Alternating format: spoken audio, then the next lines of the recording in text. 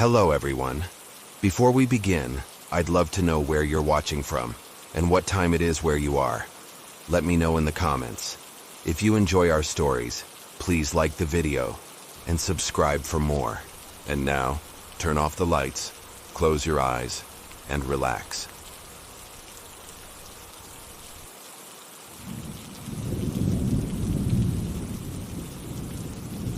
The first man was named Ivan, 34 years old, engineer, short hair and stubble, and a smile that looked sincere in his photos and turned out to be just as sincere in person, which was already an achievement for someone from a dating app, where most smiles from photos turn into awkward grimaces when you see them live, sitting across a table with a coffee in their hands and the pressure to be interesting for an hour and a half. We met on a Wednesday afternoon at a coffee shop he picked.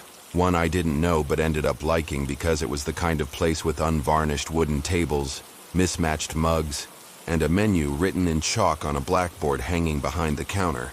The kind of place that makes you feel like someone actually cares about what they're serving you. Ivan was pleasant. He spoke with the ease of someone who doesn't feel the need to fill silences with words, who lets himself think before responding, something I value in people. Because people who speak without thinking tend to say things that sound good but mean nothing, and people who think before speaking tend to say fewer things but better ones. He told me he liked his job but wasn't passionate about it.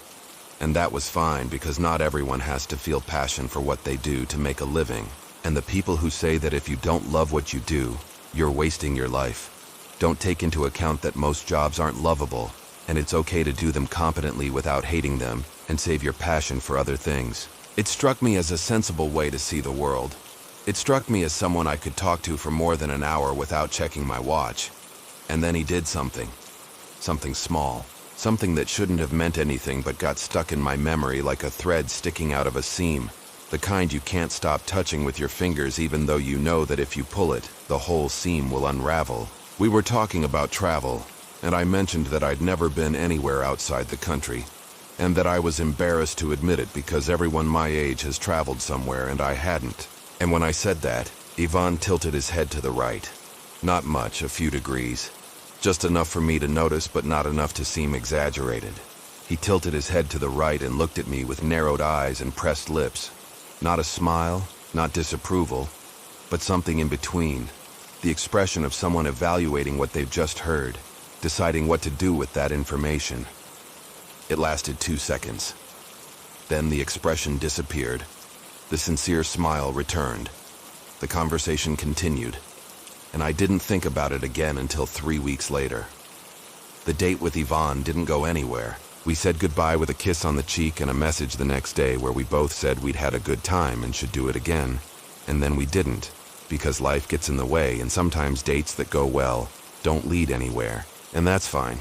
No need to overthink it.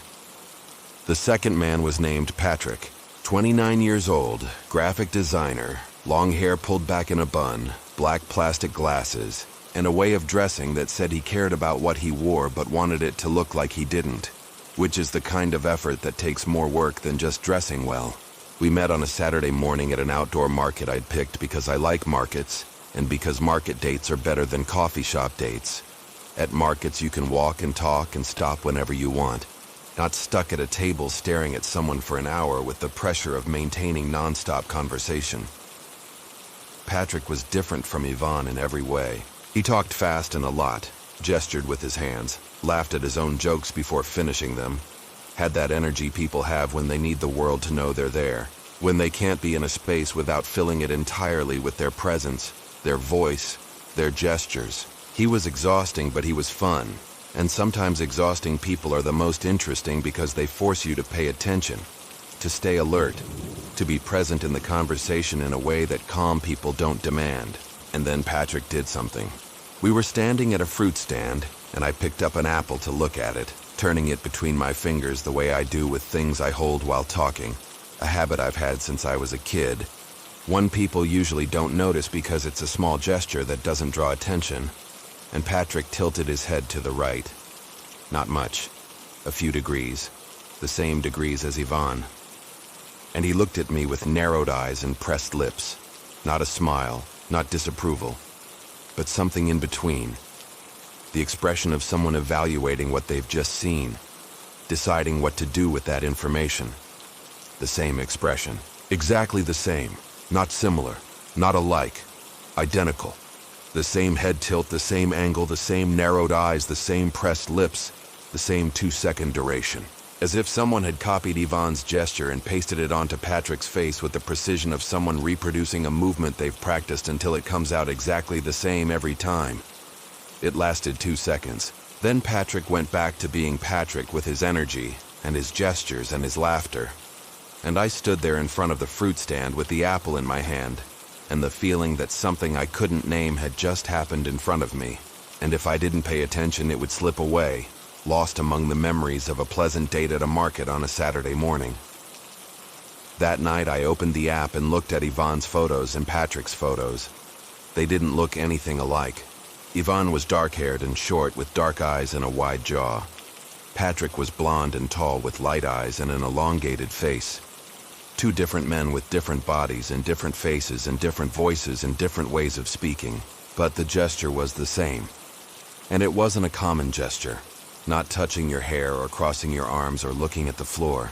It was a specific head tilt at a specific angle accompanied by a specific expression lasting a specific amount of time, appearing at a specific moment, the moment when I said or did something that revealed something personal about myself. Yvonne had done it when I revealed I'd never traveled. Patrick had done it when I turned the apple between my fingers without thinking. Both had reacted the same way at the same kind of moment with the same gesture. A gesture that wasn't a normal human gesture, but something that seemed programmed, rehearsed, repeated to perfection by something that needed to study my behavior, using that gesture to process what it was observing. The third man was named Joel, 36 years old, high school teacher, graying at the temples, large hands, and a deep voice with the tone of someone used to speaking in front of people, who knows how to modulate so it sounds serious when it needs to be serious and warm when it needs to be warm. We met on a Friday night at a wine bar he knew, on a narrow downtown street, with a small door that had no sign or name, looking from outside like an apartment entrance rather than a bar. Inside, the bar was long and narrow with a dark wooden counter and shelves full of bottles from floor to ceiling. High tables with stools that forced you to sit close because the tables were small and the stools were close together. And the intimacy of the space made speaking in low voices feel natural and speaking loudly impossible without the whole bar hearing. Joel was different from the other two. Calmer than Yvonne, more contained than Patrick. He spoke with the confidence of someone who knows things and doesn't need to prove it.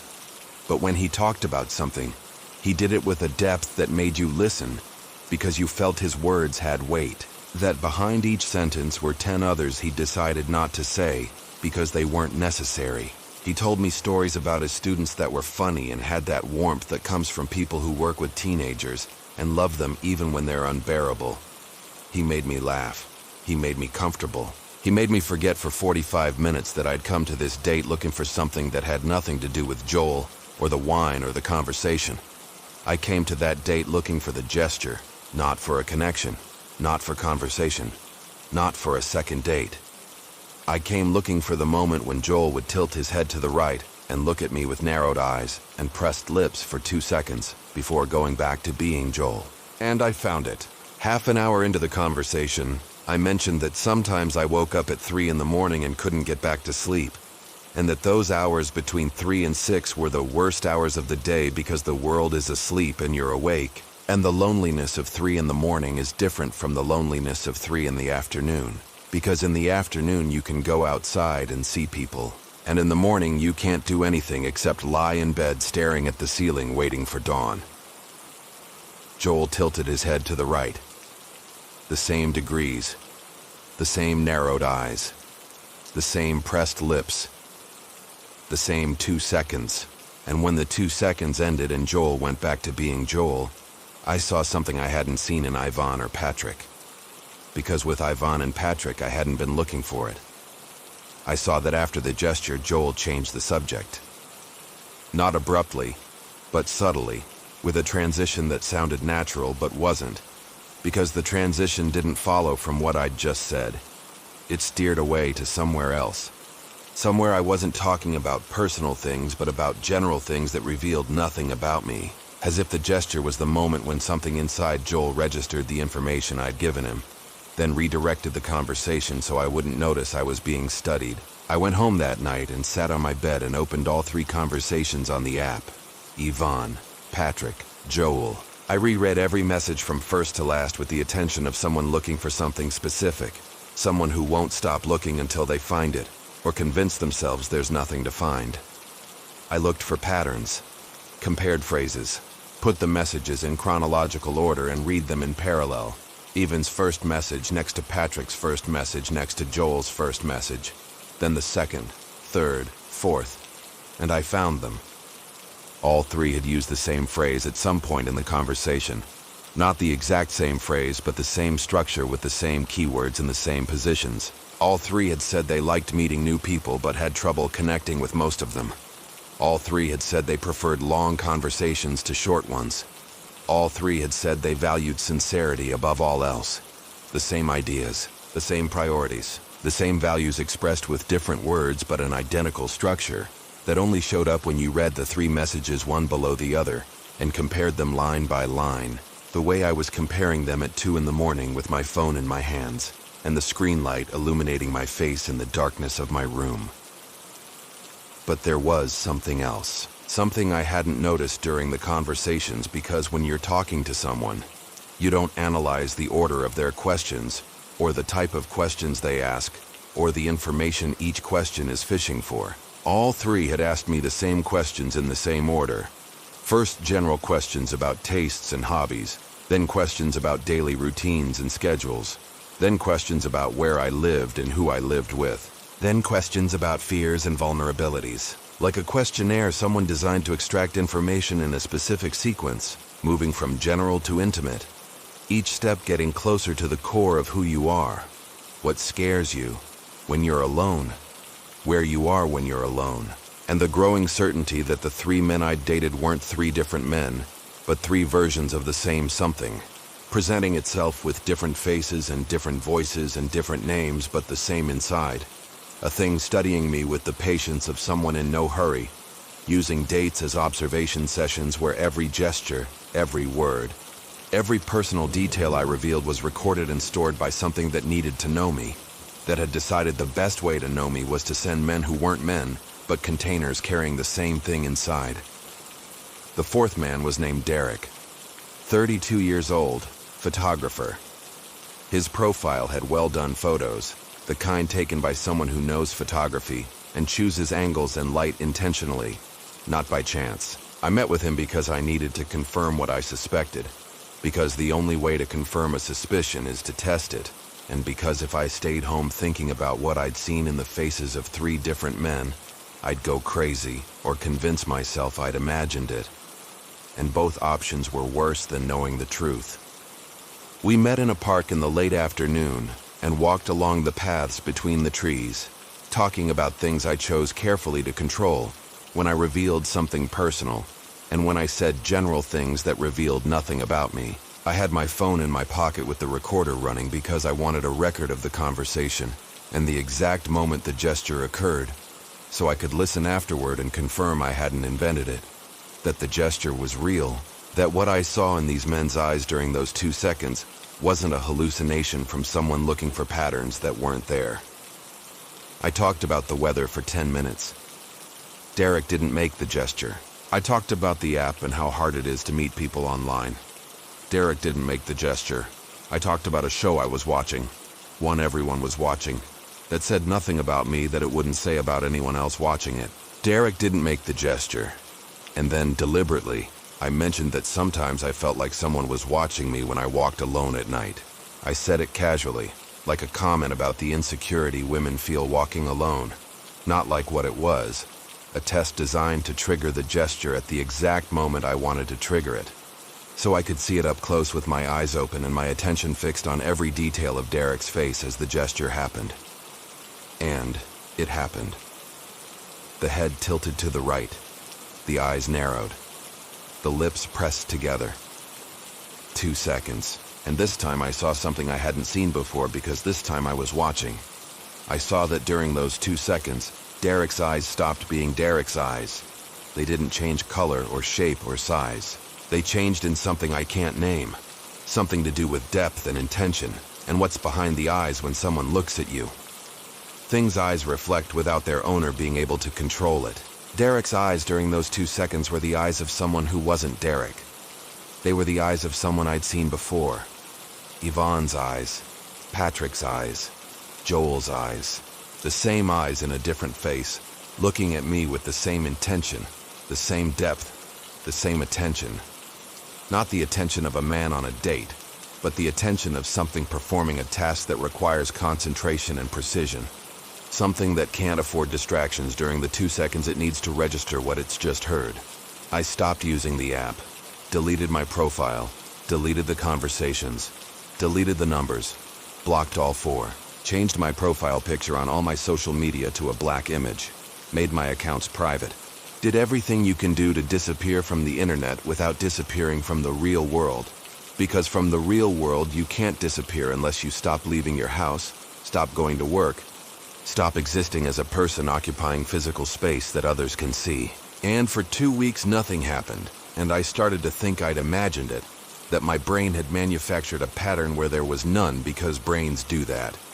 They see connections that aren't there, build conspiracies from materials that are just coincidences and nothing more. I started sleeping better, started leaving the house without looking around, started thinking the 4 men were 4 men, and the gesture was a gesture people make without realizing it. And I'd given it importance it didn't have because I was going through a rough patch, and rough patches make you see threats where there are none. And then I saw Yvonne, not on the app, on the street, on my street. It was 10 in the morning on a Tuesday, and I was at the kitchen window having breakfast when I saw him. He was standing on the opposite sidewalk looking at my building with his head tilted to the right, eyes narrowed, lips pressed together, standing, motionless, in the middle of a sidewalk where people walked past without paying attention.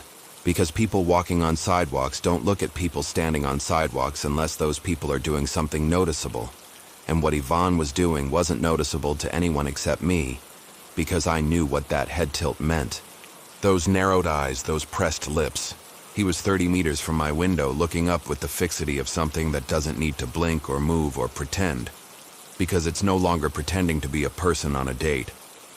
It's being what it is, which is something watching me, something that doesn't bother hiding it. I closed the curtain, waited 5 minutes, looked again. Yvonne wasn't there, but Patrick was. Patrick was in the same spot where Yvonne had been, standing on the opposite sidewalk with his head tilted to the right and narrowed eyes looking at my window with the same expression Yvonne had had 5 minutes before. Same position, same angle, same tilt, as if Patrick had replaced Yvonne at that exact spot on the sidewalk and adopted the same posture with the same precision. Someone taking a position another just vacated, knowing where the feet go, where the head goes, where the eyes need to look. I closed the curtain, waited 5 minutes, looked again. Patrick wasn't there, but Joel was. Same spot, same posture, same tilt, same eyes. Not Joel's eyes or Patrick's eyes or Yvonne's eyes, but the eyes of something using those faces as masks it puts on and takes off as needed. Something that under the masks has a face I haven't seen yet, and I don't know if I want to see it. Because what's under 4 faces that are the same face can't be something that makes sense in a world where people are people and faces are faces and each belongs to someone who is someone, not to something that is everyone and no one at the same time. I closed the curtain one last time. Didn't look again. Sat on the hallway floor with my back against the wall and my phone in my hands and stayed there until dark. When it got dark, I went to the window and looked. The sidewalk was empty. But on the door of my building, taped to the glass of the entrance, was a piece of paper. I went down to get it. It was a printed screenshot of a dating app profile, a new profile, a 5th man, 30 years old musician, different photos, different name, different face. But the profile bio said he liked meeting new people, but had trouble connecting with most of them, that he preferred long conversations to short ones, that he valued sincerity above all else. The same phrases, the same structure, the same keywords in the same positions. And below the screenshot, handwritten in writing I did not recognize, but that felt familiar. Something about the way people write when they have learned to imitate other people's handwriting, or when they do not have handwriting of their own because they are not a person, but something copying what it needs to copy to seem like what it needs to seem, was a question. A two-word question that made me drop the paper and run up the stairs without waiting for the elevator.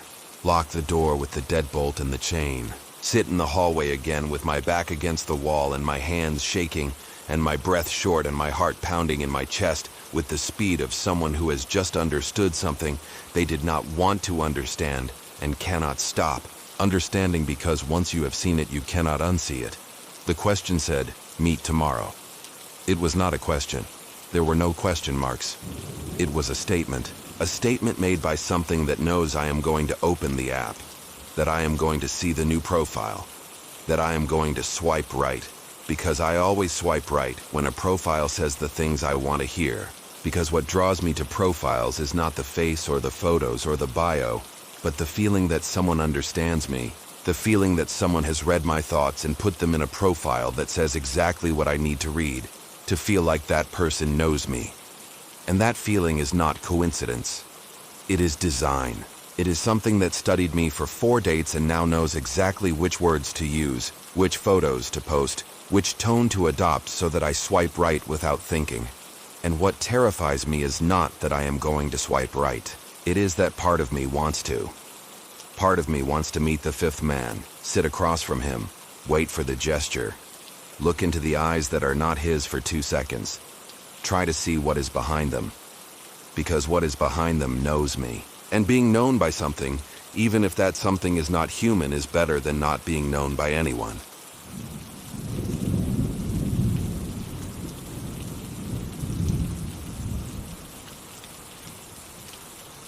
I'd been on the app for 6 months when her profile popped up. 6 months of conversations that started with enthusiasm and ended in one-word replies. Of dates that went well for the first hour and then fizzled out during the second like a balloon that someone's poked a tiny hole in. The air escapes without you noticing until the balloon's on the floor and there's no way to inflate it again. 6 months of profiles that promised things they didn't deliver. Of photos that looked like the person showing up for the date but weren't exactly that person. Because dating app photos are edited versions of reality where everyone comes off a little better than they are, a little more interesting than they are, a little more available than they are. I was about to delete the app. I had it open on my phone, my finger hovering over the icon waiting for the delete option to pop up, when the notification chimed at the top of the screen. That short, sharp sound dating apps use to let you know someone's liked you. A sound designed to trigger the same part of your brain that lights up when you get a present or win something. It made me pull my finger away from the delete icon and open the notification before the rational part of my brain could tell me not to. The profile was named Nora, 31 years old, 4 photos. The first was a half-body shot with a smile that wasn't the forced smile people put on when they know they're being photographed for a dating app, but a smile that seemed caught in the middle of something, in the middle of a laugh, or a conversation, or a moment that wasn't posed. Brown hair falling past her shoulders, light eyes that could have been green or gray depending on the light, a black t-shirt with no print, no visible filters. None of that artificial glow apps used to smooth out imperfections. The second photo was a full-body shot at what looked like a flea market, surrounded by people who weren't looking at the camera because they didn't know there was a camera. The third was in a kitchen, shot from behind, her hands on a counter doing something you couldn't see. A photo someone had taken without her noticing, or that she'd let them take without looking at the camera, because the best photos of people are the ones taken when they're not posing. The fourth was a blurry shot of a sunset, where you could barely make her out, a silhouette against an orange sky that could have been anywhere. The bio was short. It said she liked to cook and read too much, preferred small bars to big ones, and didn't enjoy conversations about the weather or work because both were boring and life had more interesting things to talk about. At the end, in parentheses, it said if you messaged her with something original she'd reply, and if you just said hi, she wouldn't, because life's too short to waste it responding to people who don't put in the effort. I messaged her. I don't remember what I wrote, but I remember it took me 15 minutes to draft it, which is 14 minutes longer than I usually spent messaging any other profile on the app.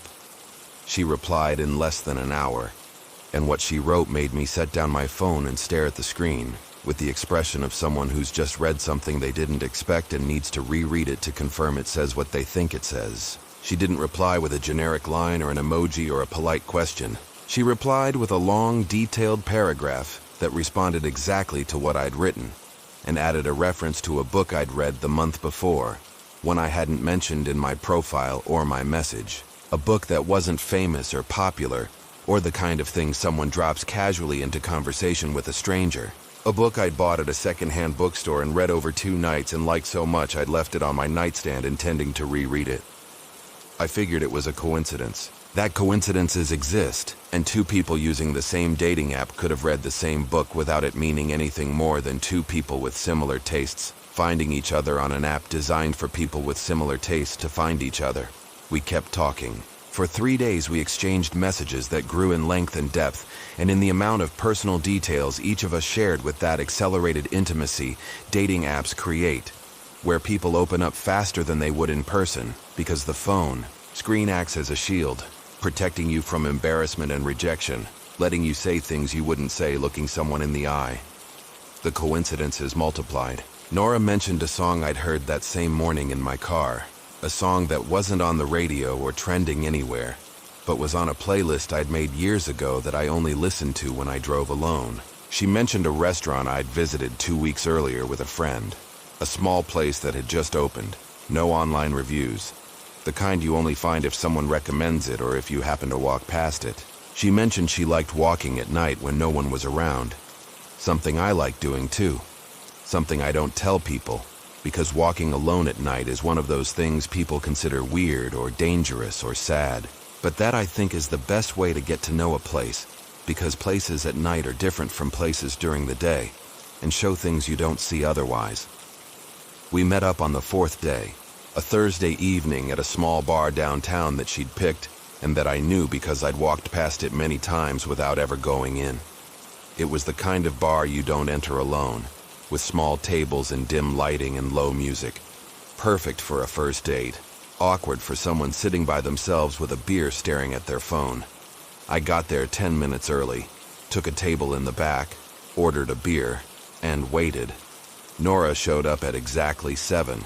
I recognized her from the photos, but the photos didn't do her justice, which is the opposite of what usually happens on app dates, where the photos do too much justice, and the real person is a less lit, less framed version of the person in the pictures.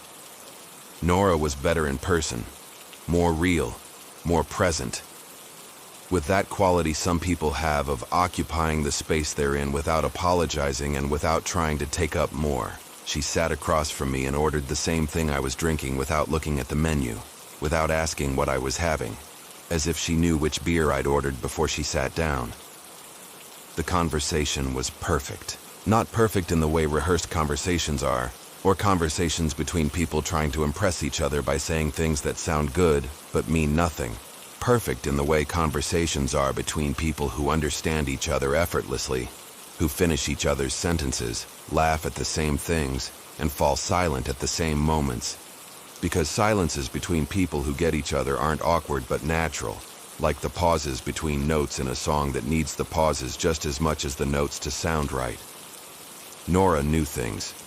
She knew I took my coffee black with no sugar, because when the waiter asked how I wanted it, she said black, no sugar, before I opened my mouth. And when I looked at her, she shrugged and said she'd guessed based on the type of person I seemed to be.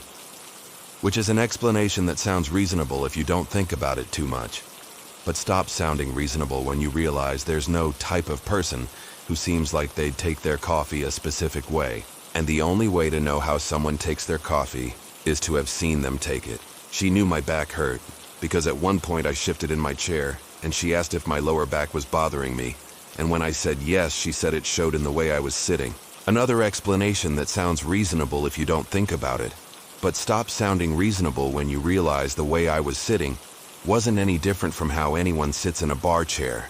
And lower back pain isn't visible from the outside unless someone's actually wincing, which I wasn't. She knew I'd had a dog that died 2 years ago, because the conversation drifted to animals and she mentioned that losing a pet was hard, and looked at me in a way that wasn't how you look at someone when you're talking generally about pet loss, but how you look at someone when you know they've lost a specific one and it still hurts. I hadn't told her anything about my dog.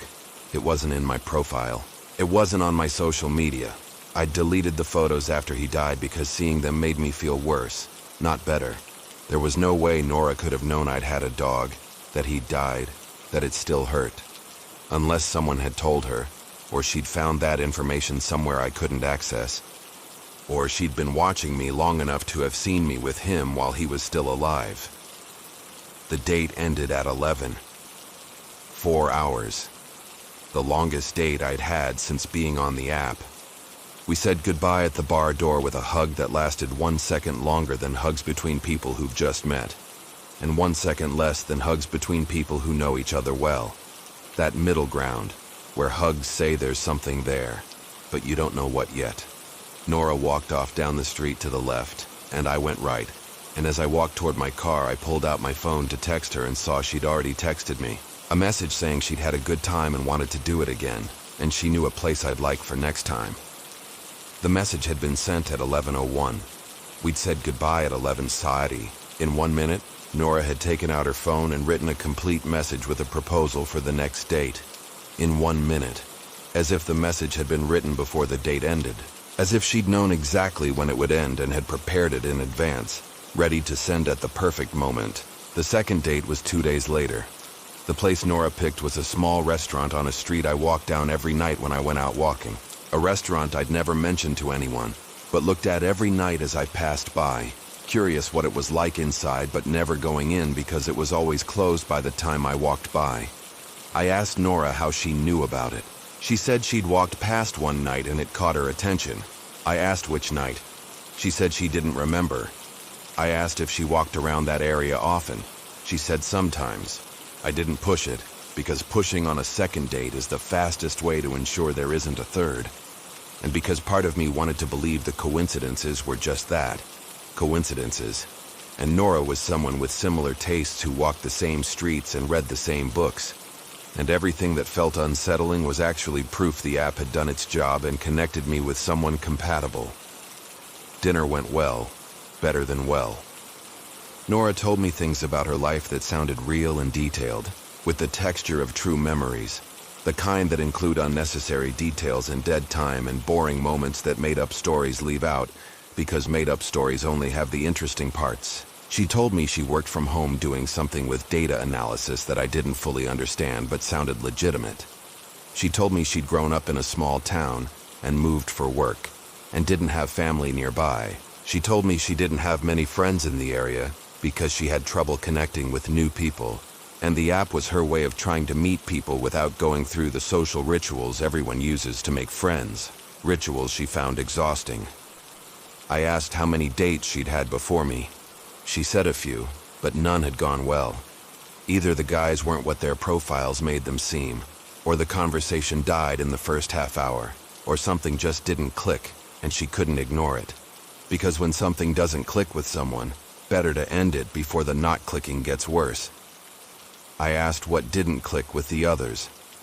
She looked at me with those eyes that could be green or gray and said they weren't me. That was the difference. The others weren't me. I didn't know how to respond to that. Not because it was a nice line, but because the way she said it wasn't how you say nice lines on dates. It was how you say things that are true and scary because they're too true and too soon. And no one says the others weren't you on a second date unless they've been thinking about you for a long time before the first date. Much longer than the time between the like and the first message. Much longer than the time between two strangers meeting on an app, starting to talk and meeting up 4 days later. I got home at midnight, got in bed, picked up my phone, and instead of opening the dating app, I opened my browser and searched for Nora's name. The name, the age, the profession she'd told me. Nothing came up. No social media, no professional profiles, no search results at all. Nothing. A 31-year-old woman who works in data analysis and lives in an urban area with zero online presence is either someone who doesn't exist online, someone who's erased their online presence, or someone who's made up a name and profession and age that aren't theirs. I searched the photos, downloaded them from the app, and uploaded them to a reverse image search engine that finds matches online. All 4 photos. No matches. Not on social media, not on websites, not in any image database. Nora's photos didn't exist on the internet. They hadn't been taken from any other profile or any page or any site. They were original photos that only existed on the dating app, which would be normal if Nora was a real person who'd taken new photos for her profile, and would be unsettling if Nora wasn't a real person and the photos had been created for a purpose that included me not being able to trace them. I tried searching for the first date bar on review sites to see if anyone had mentioned her or tagged her in a photo. Nothing.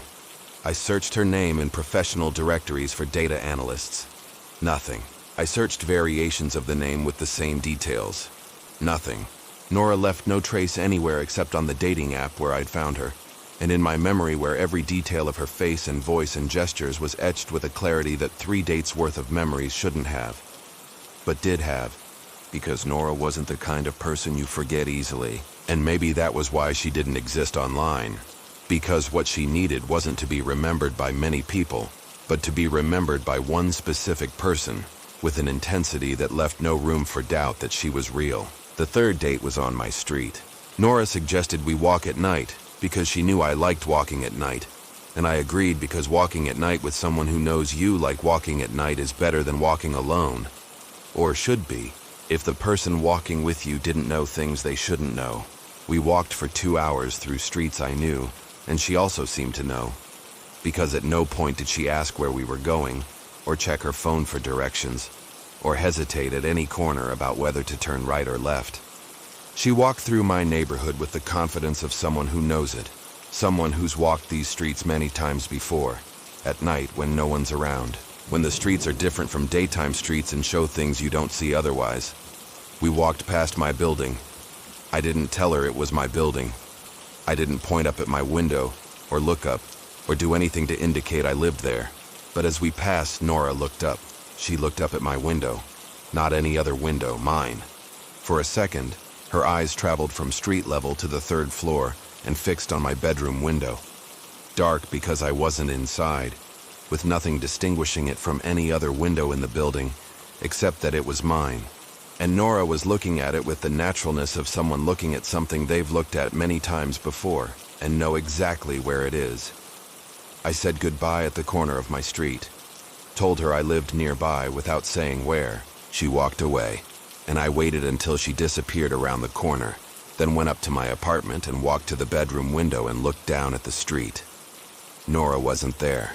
The street was empty. I stood there for a minute looking at the empty street, and when I was about to step away from the window, I saw something that made me freeze, hands on the sill, breath caught in my throat. At the end of the street, on the opposite corner from where Nora had turned, someone was standing.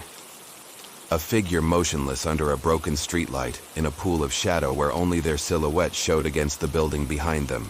The silhouette had Nora's height, Nora's build, and was looking toward my building, toward my window, toward me. They stood there for 10 seconds. Then they moved.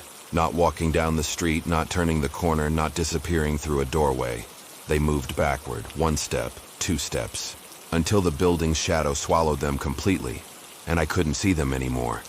Not because they'd left, but because the darkness had absorbed them the way darkness absorbs things that belong to it. Things that only emerge when they want to be seen. I didn't sleep that night. I sat up in bed with my phone, reading Nora's messages from the beginning, looking for clues I'd missed the first time, signs I'd ignored because I was too busy enjoying the conversation to pay attention to things that didn't fit. And I found them.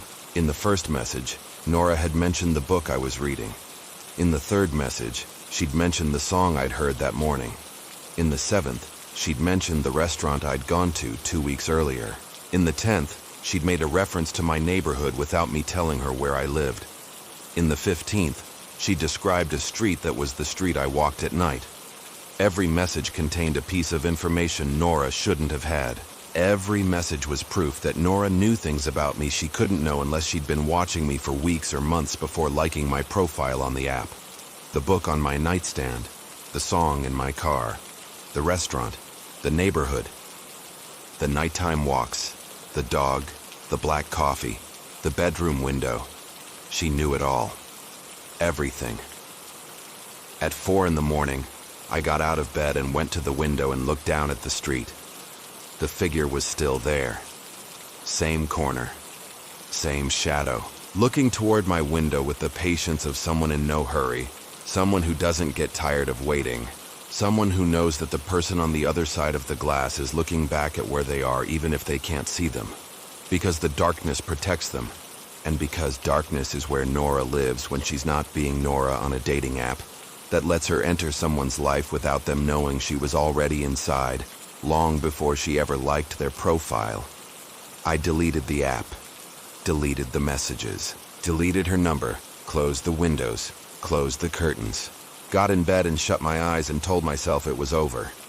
Deleting the app was deleting Nora, and what I'd seen on the corner was just some random person standing there by chance.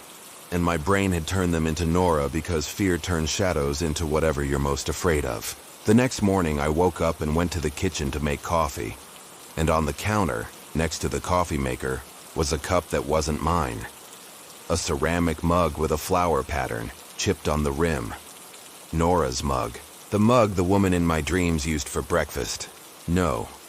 The mug Nora used in photos that weren't photos of a real woman, but of something that had built a perfect profile for a specific person with the precision of someone who knows every detail of the life they're trying to attract. Who uses those details as bait. Who knows the bait works best when the fish thinks it's found the food on its own, rather than having it placed in front of them. And under the mug was a folded piece of paper. I unfolded it with shaking hands. It was a note written in small, careful handwriting that said one sentence. I've enjoyed getting to know you. The note wasn't signed, but it didn't need a signature. The handwriting was the same as in the profile bio I'd read 6 times before deciding to message her. The handwriting of someone who knows exactly what they're writing and who they're writing it for. Who places every word with the precision of someone who spent a long time preparing something that's finally begun. I changed the locks that morning, added a chain and a deadbolt and bought a security camera aimed at the front door. That night I locked everything up and checked every window, every door, every corner of the apartment before going to bed. Checked the closet and under the bed and behind the curtains and inside the shower the way kids check rooms when they're scared something's hiding in the places where things hide. I didn't find anything. No one was there. I fell asleep around 2 a.m. Woke up at 5 with the feeling that something in the apartment had changed during the 3 hours I'd slept. Went to the kitchen. The mug was still there. But next to the mug was another note. This one said the new lock was pretty, and the security camera I'd aimed at the door had been turned to face the wall.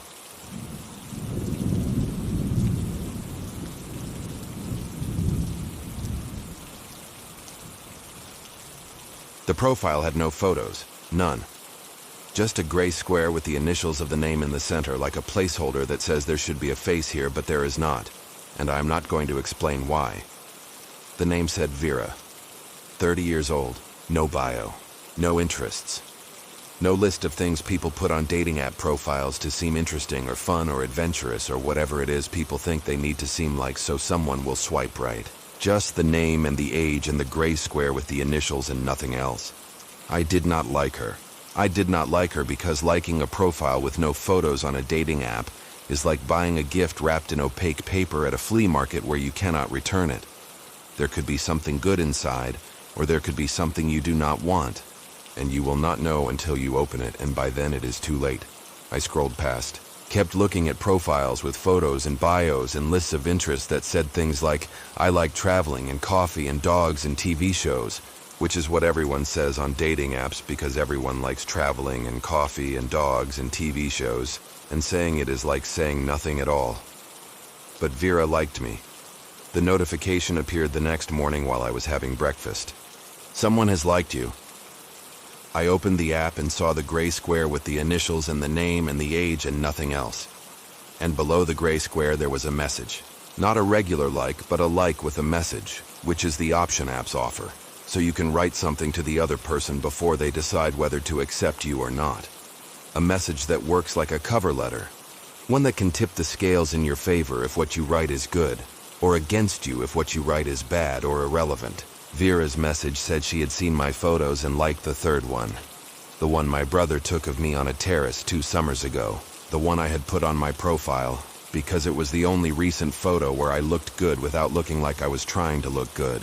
She said that in that photo you could see something you could not see in the others. Something to do with the way I was looking at the camera without quite looking at the camera. My eyes fixed on a point slightly left of the lens, which gave the photo a stolen portrait quality that she liked because stolen portraits show people as they are, and not as they want to be. It was such a precise description of that photo that it made me look at it again to check if what Vera said was true. And it was true. My eyes were slightly left of the lens, and the photo did have that stolen portrait quality she described. But to see that, you would have to look at the photo with an attention people do not give to dating app photos. Photos people look at for 2 seconds before swiping one way or the other, where no one notices the direction of the eyes or the quality of the framing or what the photo says about the person in it beyond whether they are attractive or not. I liked her back. She accepted, and we started talking. The conversations with Vera were different from the conversations I had had with anyone else on the app. They did not have the rhythm of dating app conversations where both people try to be witty and fun, where every message is a little performance designed to impress the other. The conversations with Vera had the rhythm of conversations between people who have known each other for a long time, who do not need to impress each other because they already know each other well enough to talk without filters and without fear of being judged for what they say. Vera talked as if she knew me, not the way someone talks when they pretend to know you to create a false sense of intimacy, but the way someone talks when they know things about you that you have not told them, and they use those things naturally in conversation without you realizing they are using them. I asked about the photos. I said I would like to see a photo of her. She said she preferred we get to know each other without photos, that photos create expectations, and expectations ruin encounters, because when you see a photo of someone, your brain builds a version of that person that is not the real person, but the person your brain invented from the photo. And when you meet the real person, you compare them to the one your brain invented. And the real person always loses because reality always loses when it competes with imagination. It seemed like a reasonable explanation. I insisted. She said no. I said at least send me a blurry photo or a photo from far away, or a photo where I cannot see your face clearly. She said no. I said it felt strange talking to someone without knowing what they looked like. She said she knew exactly what I looked like and that should be enough for now. I did not insist further because the conversation was too good to risk losing it over a photo, and because part of me enjoyed the mystery and the feeling of talking to someone who existed only as words on a screen, who had no face, no body, no voice, just text, just sentences that appeared on my phone with a regularity that became the most anticipated part of my day. We talked for 3 weeks, every day, morning, afternoon, and night.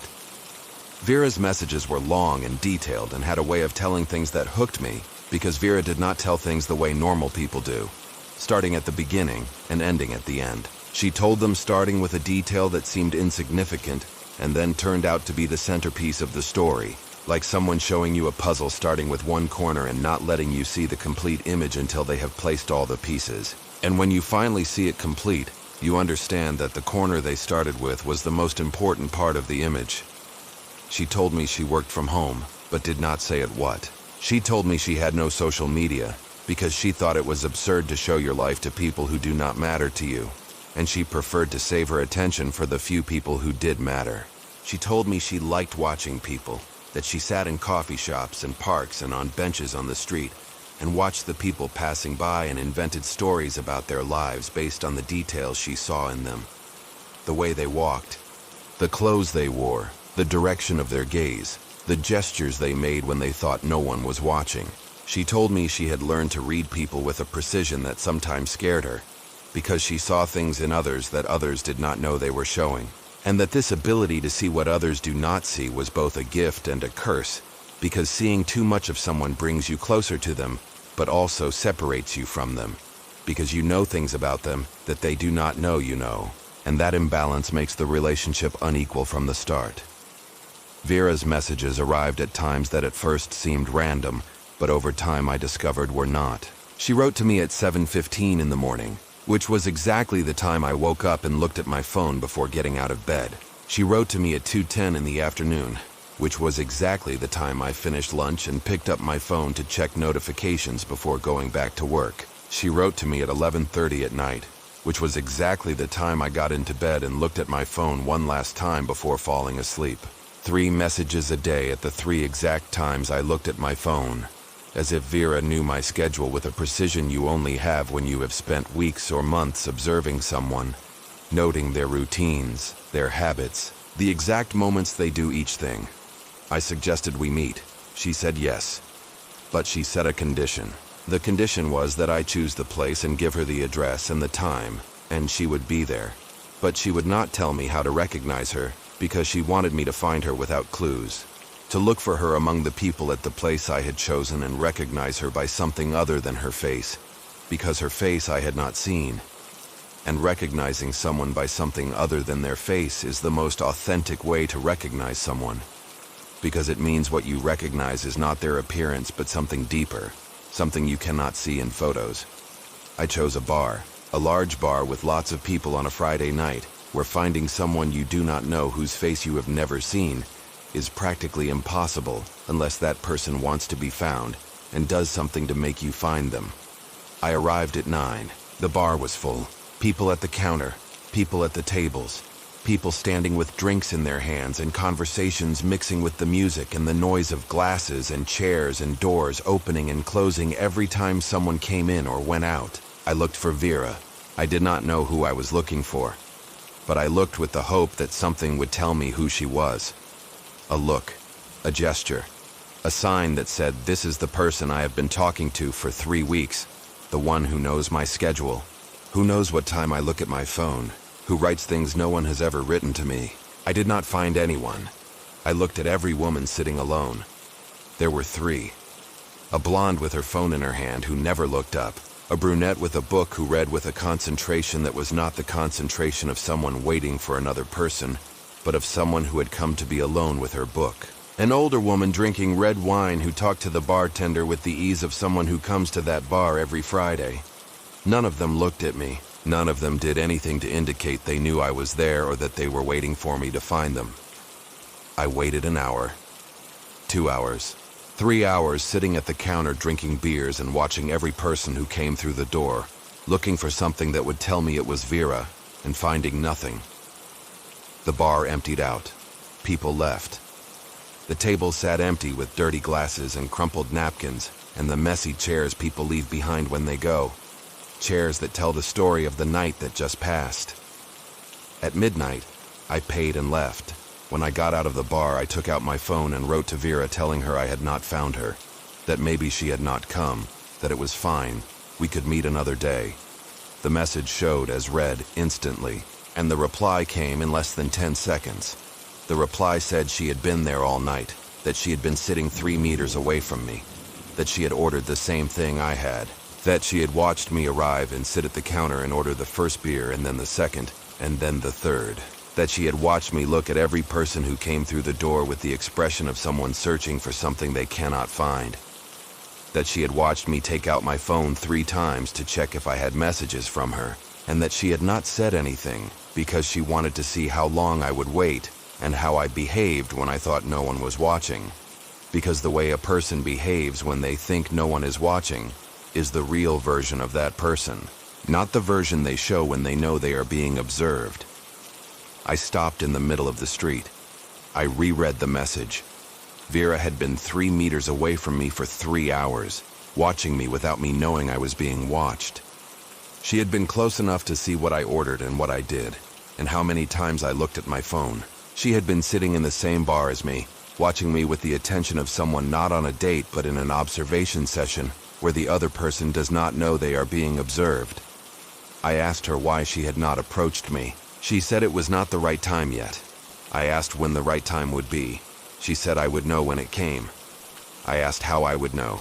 She said I would know because she would tell me. I asked how I was supposed to recognize her if I did not know what she looked like.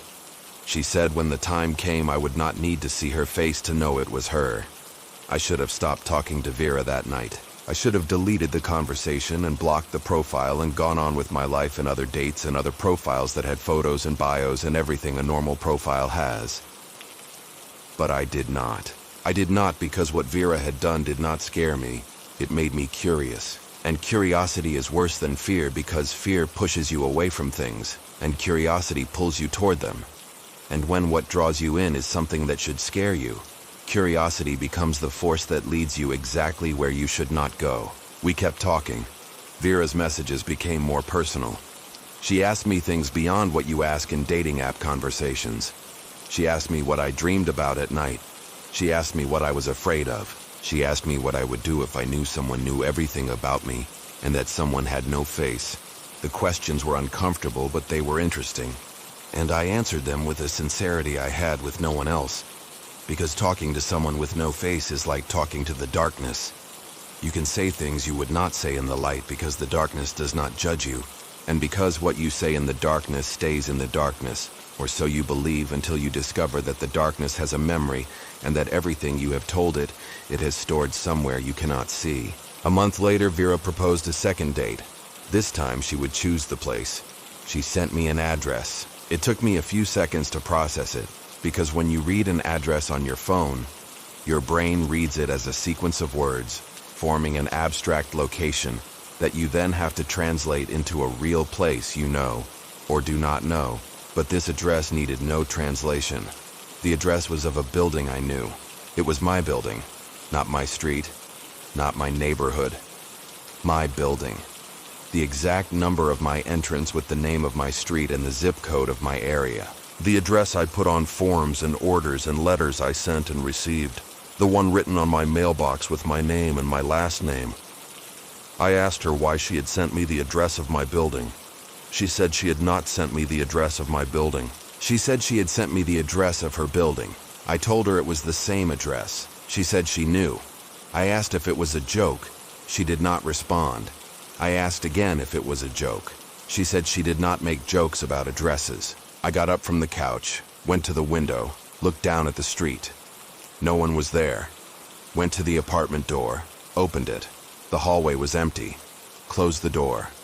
Went back to my phone. Wrote to Vera asking what floor she lived on. She said that did not matter. I asked if she lived in my building. She said she had been living in my building for a long time. I asked how long. She said longer than I thought. I asked why I had never seen her. She said I had seen her but had not recognized her because I did not know what face to look for. That night I did not sleep. I stayed on the couch watching the apartment door with my phone in my hands, waiting for a message from Vera that did not come. Vera did not write at 11:30 like she did every night. She did not write at midnight. She did not write at 1 or 2 or 3. The phone stayed silent all night, screen dark, app open, conversation with Vera at the front waiting for a message that did not arrive.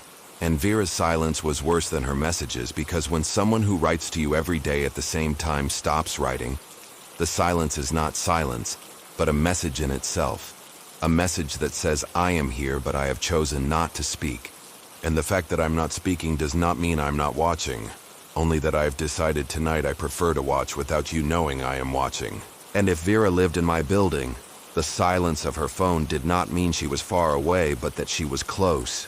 So close she did not need her phone to know what I was doing because she could know it another way, a way that did not require technology but proximity.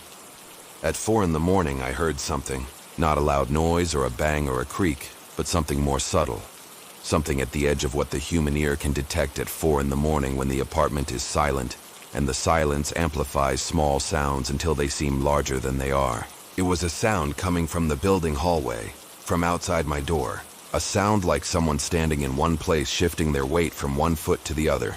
with the slowness of someone who has been standing a long time and needs to change position but does not want to make noise.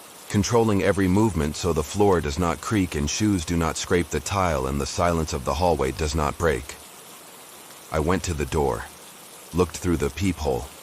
The hallway was empty, but on the floor in front of my door there was something. A piece of paper folded in half. I opened the door and picked up the paper and closed the door and locked it with the deadbolt and the chain, and sat on the couch and unfolded the paper. It was a photograph printed on regular paper from a home printer. A photograph of me, asleep in my bed, taken from inside my room, from a point at the foot of the bed looking toward the headboard where my face rested on the pillow. Eyes closed, mouth open, the expression people have when they sleep, the one they do not know because no one sees themselves sleeping unless someone photographs them. The photograph had a date. The date was from the night before. The night I had slept in my bed without locking the door because I never locked the door. I lived in a safe building with a doorman and a security door and neighbors I knew by sight, neighbors I greeted in the elevator, neighbors who had faces, neighbors who had names, neighbors among whom Vera could be, because Vera lived in my building and Vera had no face, or at least no face I could associate with the words she wrote me every day at the exact times I looked at my phone. I ran through the list of neighbors in my mind. The woman on the second floor who is always in a hurry and greets you without looking. The couple on the fourth with the small child who cries at night. The older man on the fifth who walks his dog at 7 in the morning and 10 at night. The young woman on the first who works nights and arrives at the building at 3 in the morning with the exhaustion of someone who has been on their feet for hours.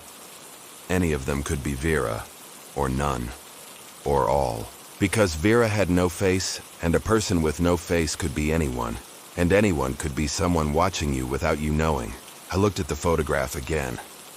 And I saw something I had not seen the first time, because the first time I was looking at my sleeping face, and not the rest of the image. In the bottom right corner of the photograph, in the area corresponding to my bedroom door, there was a shadow. Not the shadow of furniture, or the shadow of a curtain, or the shadow of something in the room projecting its shape on the floor. It was the shadow of someone standing in the doorway looking toward the bed. The shadow of someone who had entered my apartment and my room, and had stood watching me sleep long enough to take out a camera or a phone and take a photo.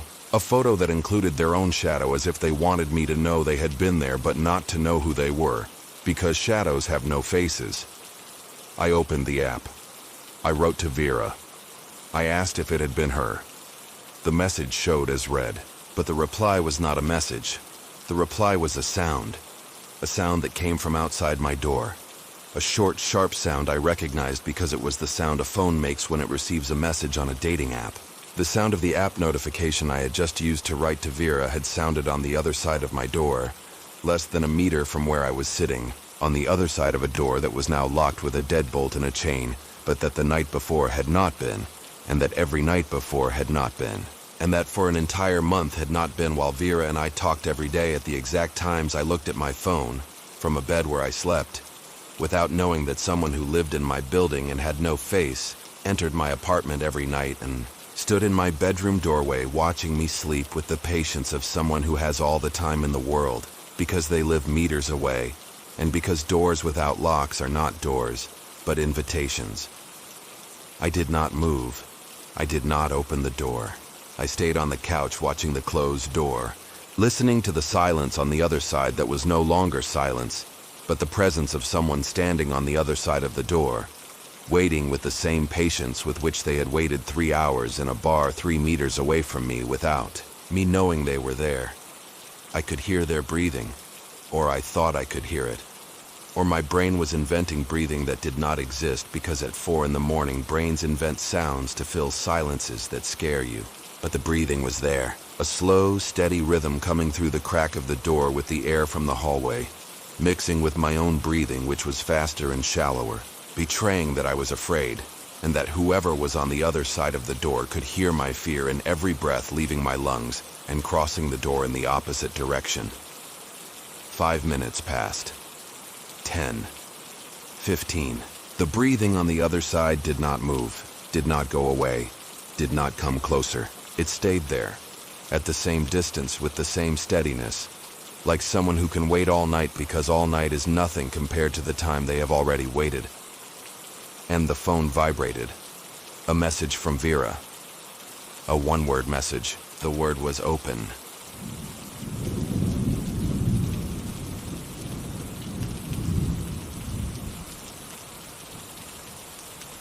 It was her idea to share locations. She asked me the day before the date with the ease of someone who does this all the time and does not think much of it, because it is a safety measure women take when they meet strangers from the internet, and men accept without protest if they are the kind of man who understands why women ask for these things. She told me she would share her location with me and I would share mine with her, and that way both parties would feel safe. I said yes. I said it seemed fine to me. I said I had no problem with it because I had nothing to hide, and if sharing my location made her more comfortable, it was a small price to pay for a date with someone who had seemed interesting over the 2 weeks we had been talking. Her name was Celeste, 29 years old, black hair in her photos and large eyes, and a way of writing that was direct and precise, that used no emojis or abbreviations or any of the shortcuts people use on dating apps to seem casual and approachable. Celeste wrote in complete sentences with correct punctuation and a clarity that made each message feel like a paragraph from a well-written book and not a message from a dating app. I liked that. I liked that she took the time to write well in a place where no one takes the time to write well, because writing well takes longer than writing poorly, and on dating apps, time is a resource people do not want to spend on someone who might disappear tomorrow. We met on a Friday night. A restaurant downtown that I chose because I knew it, and because it was the kind of place where I felt comfortable, with spacious tables and good lighting and waiters who did not bother you every 5 minutes to ask if everything was all right. Before leaving the house, I activated the shared location. I opened the map. I saw my blue dot at my apartment. I saw Celeste's dot at an address on the other side of the area where I lived, about 30 minutes away by subway. The two dots were far apart. The two dots would move closer over the next hour until they met at the restaurant where we had agreed to meet at 9. Everything normal. Everything as it should be.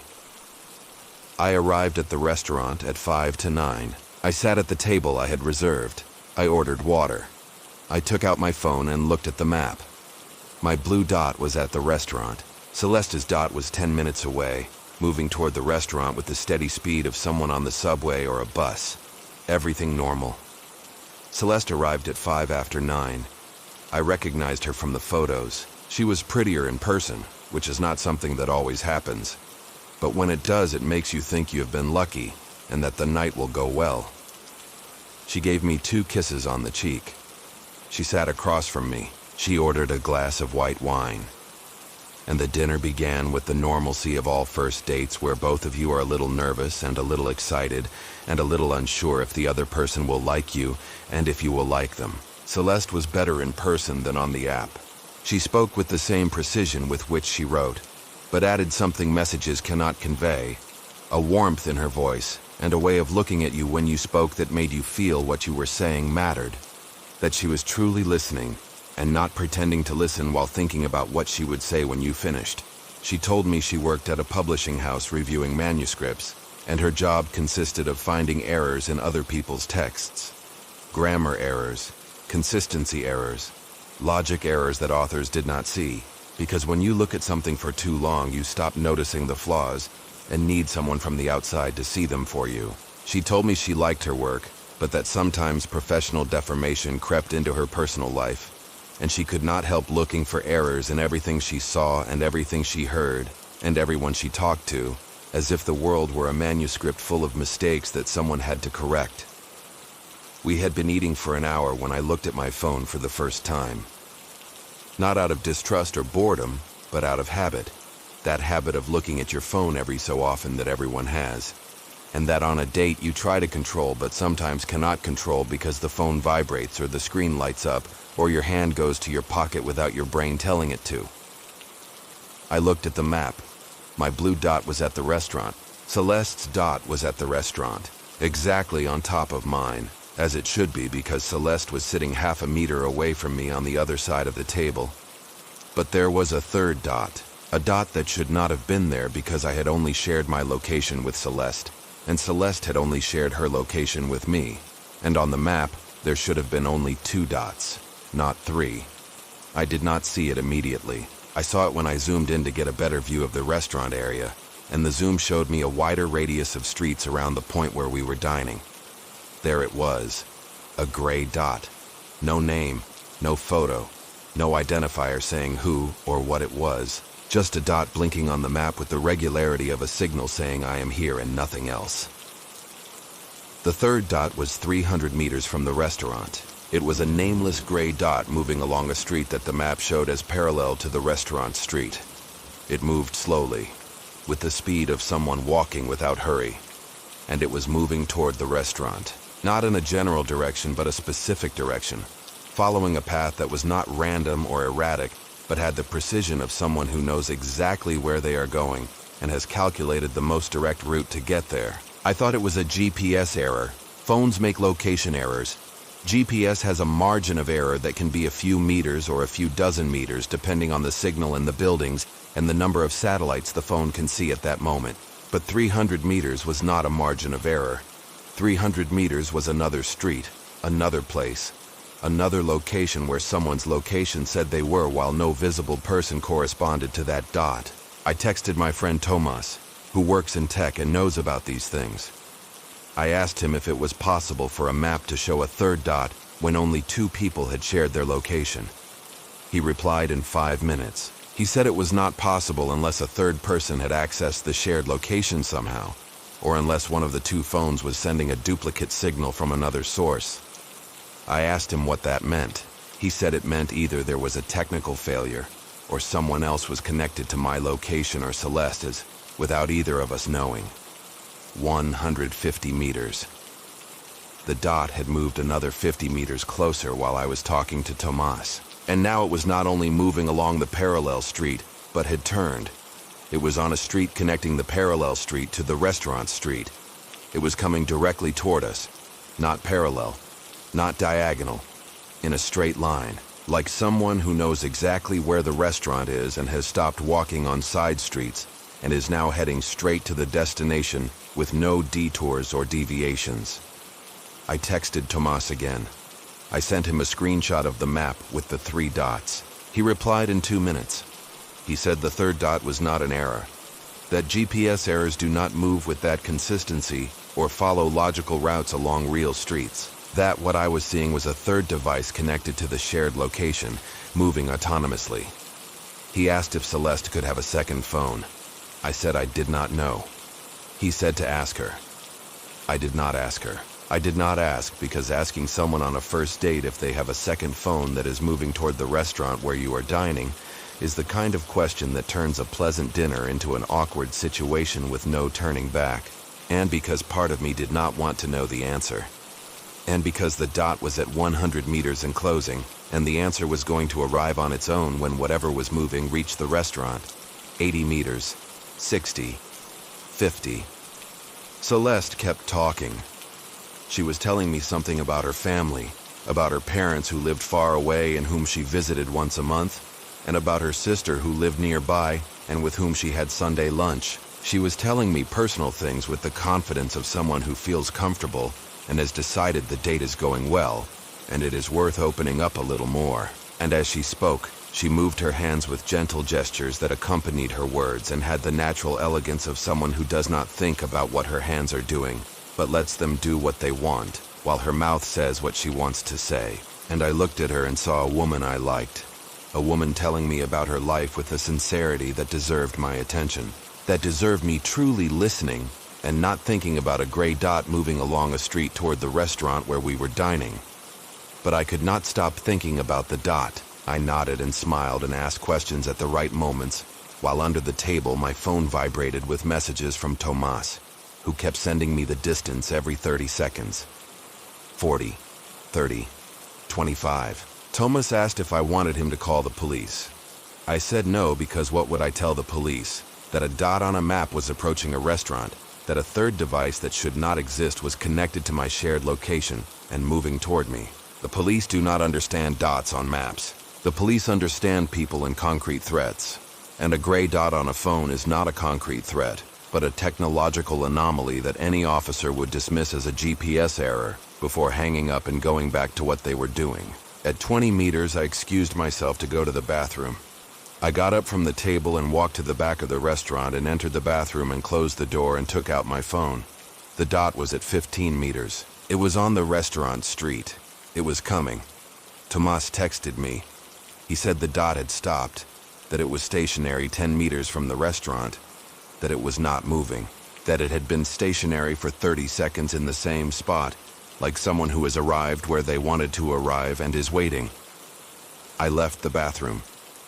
I did not go back to the table. I went to the restaurant door. I opened it. I stepped outside. The air outside was cold and smelled of night and of food from nearby restaurants and of gasoline from cars passing on the avenue at the end of the street. I looked to the right, which was the direction the dot had been coming from according to the map. The street was lit. There were people walking, couples leaving bars hand in hand, groups entering restaurants with the energy of those who have not yet eaten and are hungry and ready to sit down. People alone looking at their phones while waiting on corners for someone to pick them up or for the traffic light to change. Normal people on a Friday night in the center of a restaurant and bar district. People who were there because they wanted to be there, who had faces and names and a reason to be on that street at that hour. I looked at the map. The dot was at 8 meters. I looked up. 8 meters from me there was a lamppost. Under the lamppost there was no one. There was a sewer grate and a bench and a trash can, and the shadows that lampposts cast on the ground when the light comes from above, drawing dark circles around the objects beneath the light. There was no one standing or sitting or walking 8 meters from where I was. The dot said there was something there, but my eyes said there was nothing. And that contradiction between what my phone showed me and what my eyes showed me was the most unsettling part of everything happening. Because when technology and the senses contradict each other, one of them is wrong. And I did not know which one, and I did not know if I wanted to know. And then the dot moved, not forward or backward, downward. The same movement, which was not a horizontal movement, but a change in the signal indicating that what was 8 meters from me had stopped being at street level and was descending. Under the lamppost, there was a sewer grate, a metal grid set into the sidewalk covering a hole that led down to the pipes and tunnels beneath the streets, the ones no one sees because they are underground and because people do not look down when they walk. The dot descended for 10 seconds. Then it stopped. Then it disappeared. It did not move away or fade out gradually. It disappeared. From 1 second to the next, the third dot ceased to exist on the map, as if someone had turned off the device generating it, or as if whatever was under the street had decided it had seen enough, had learned what it needed to know, and could leave. I went back into the restaurant. I sat at the table. Celeste looked at me with an expression that was concern or curiosity or both. She asked if I had gone to the bathroom or stepped outside. I said I had stepped out for some air. She asked if I was feeling all right. I said yes. She asked if I wanted dessert. I said yes. We ordered dessert. We ate dessert. We talked about things I do not remember because my brain was processing what I had just seen, and not what Celeste was telling me. Dinner ended at 11. Celeste called a taxi. I said goodnight. She gave me 2 kisses. She got in the taxi. The taxi drove away. I stood on the sidewalk outside the restaurant looking at the map. My blue dot. Celeste's dot moving away in the taxi. And nothing else. 2 dots. The ones that should be there. No gray dot. No third device. I walked toward the subway. I passed the lamppost where the dot had stopped. I stepped over the sewer grate. I looked down without meaning to look, but looking because the body does things the head tells it not to do. And looking down when you know something has gone down there is one of those things. Through the metal grid I could see darkness. The darkness of the pipes and tunnels under the street, with the dampness of places the sun never reaches, and the smell of places where air does not circulate, and the temperature of places the surface of the world does not touch. And from that darkness, so faint I could have imagined it, came a smell. Not the smell of pipes or wastewater or underground dampness. A smell like perfume. The perfume Celeste had worn at dinner. The same perfume I had smelled when she gave me 2 kisses on arriving at the restaurant, now rising through the sewer grate mixed with the cold air from below, as if whatever was down there had been close enough to Celeste to carry her scent, or as if whatever was down there was part of Celeste in a way I could not explain and did not want to explain. I went home. I got into bed. I closed my eyes. I could not sleep. At 2 in the morning, I opened my phone and looked at the map. My blue dot at my apartment. Celeste's dot at her house, motionless. The signal of someone asleep, or at least at home, not moving. And then it appeared. The third dot. The nameless gray dot that had disappeared under the sewer grate 3 hours earlier. It appeared on the map with the same lack of transition with which it had disappeared, from 1 second to the next, like a switch someone turns on. But this time it was not on the restaurant's street. It was not on the parallel street. It was not on any street. It was on my street. The gray dot was on my street 50 meters from my building. I got out of bed. I went to the window. I pulled the curtain aside carefully, with the slow movement of someone who does not want whatever is outside to know they are watching, even though whatever was outside was not outside but below. I looked down at the street. The street was empty. At 2 in the morning, streets are empty because people are asleep, and because lampposts light sidewalks no one walks on, and because the world at 2 in the morning is a different world from the world at 2 in the afternoon. A world where things hidden during the day come to the surface, or at least come close enough to the surface to be detected by a phone tracking a location that should not exist. I looked at the map. 40 meters. I looked at the street. No one. 30 meters. No one. 20 meters. No one. The sidewalk was empty under the lampposts. There were no parked cars with someone inside.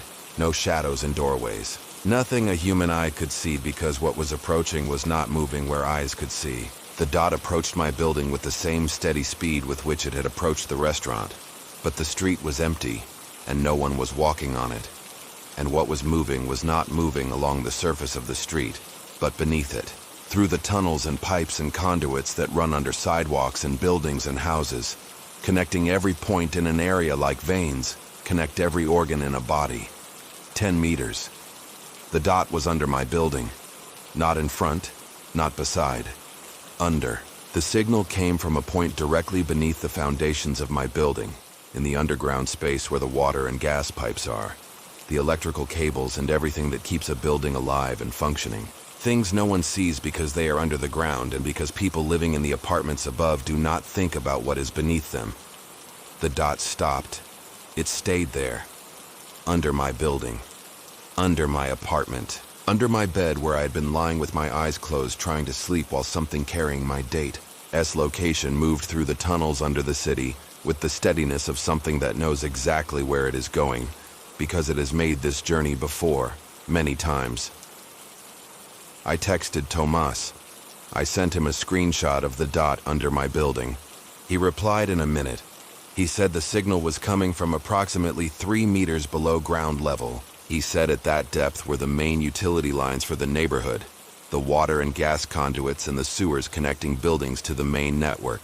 He said whatever was generating that signal was in the conduits passing directly beneath the foundations of my building. He asked if my building had a basement.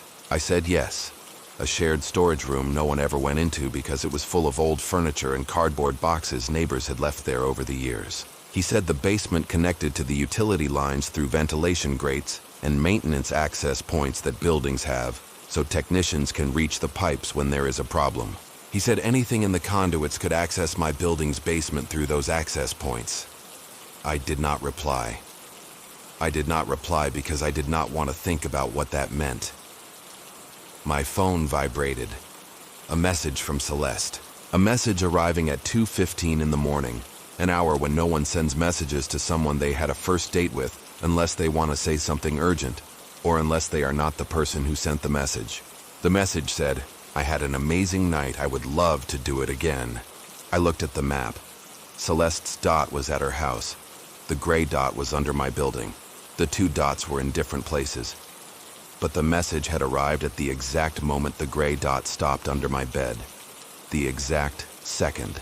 as if the message and the dot's arrival were the same thing, as if what was under my building had sent the message through Celeste's account, or as if Celeste and the dot were two parts of the same something that could be in two places at once, one part in a house on the other side of the area, the other part under my building moving through tunnels no one sees, connecting every point in the city like veins connect every organ in a body that is larger than we think and has parts we do not know exist. I did not reply to the message. I closed my phone. I got into bed. I pulled the covers over my head like I did when I was a child, afraid of the dark, believing sheets were a shield protecting me from whatever was in the room with me. I closed my eyes. I tried to sleep. I tried to convince myself everything had a technical explanation, and Thomas would find that explanation. And tomorrow I would wake up, and the gray dot would have disappeared, and everything would be normal again. And from beneath the floor of my room, from the space between the foundations and the earth, from the conduits running under buildings connecting every point in the city like veins connect every organ in a body, I heard something. Not a loud noise or a bang or a creak, a hum. A low, steady hum that was not the hum of pipes or cables or any machine I could identify. A hum like the sound a phone makes when it vibrates against a hard surface. The sound of a notification. The sound of someone who has just received a message under my bed in a place where no one should be and no phone should be, where the only sound should be the silence of earth and stone and concrete, holding up the building where I sleep every night without thinking about what is beneath. And the hum repeated, once, twice, 3 times, as if what was below was receiving messages, or as if it was sending them.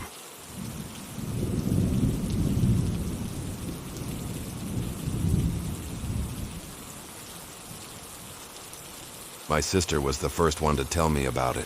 She called me on a Sunday morning while I was in the kitchen making coffee, my hair pulled back in a bun, wearing the old t-shirt I sleep in, with the face of someone who has been awake for 5 minutes and has not yet decided if the day is worth it.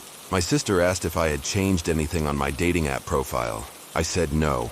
She asked if I had posted new photos. I said no. She asked if I had been talking to someone the night before at 3 in the morning. I said no, that at 3 in the morning, I was asleep like any normal person who has to work the next day and does not stay awake talking to strangers on the internet at hours when your brain does not work properly and when the decisions you make are the ones you regret in the morning.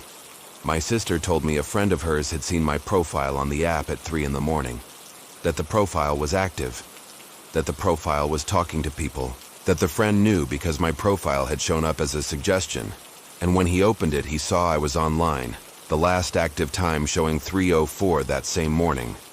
I told my sister her friend was mistaken, that he had confused my profile with someone else's, or the app was displaying incorrect data, or there was a technical error making my profile appear online while I was asleep in my bed with my phone on the nightstand charging and the app closed, because I closed the app before sleeping. Close it completely.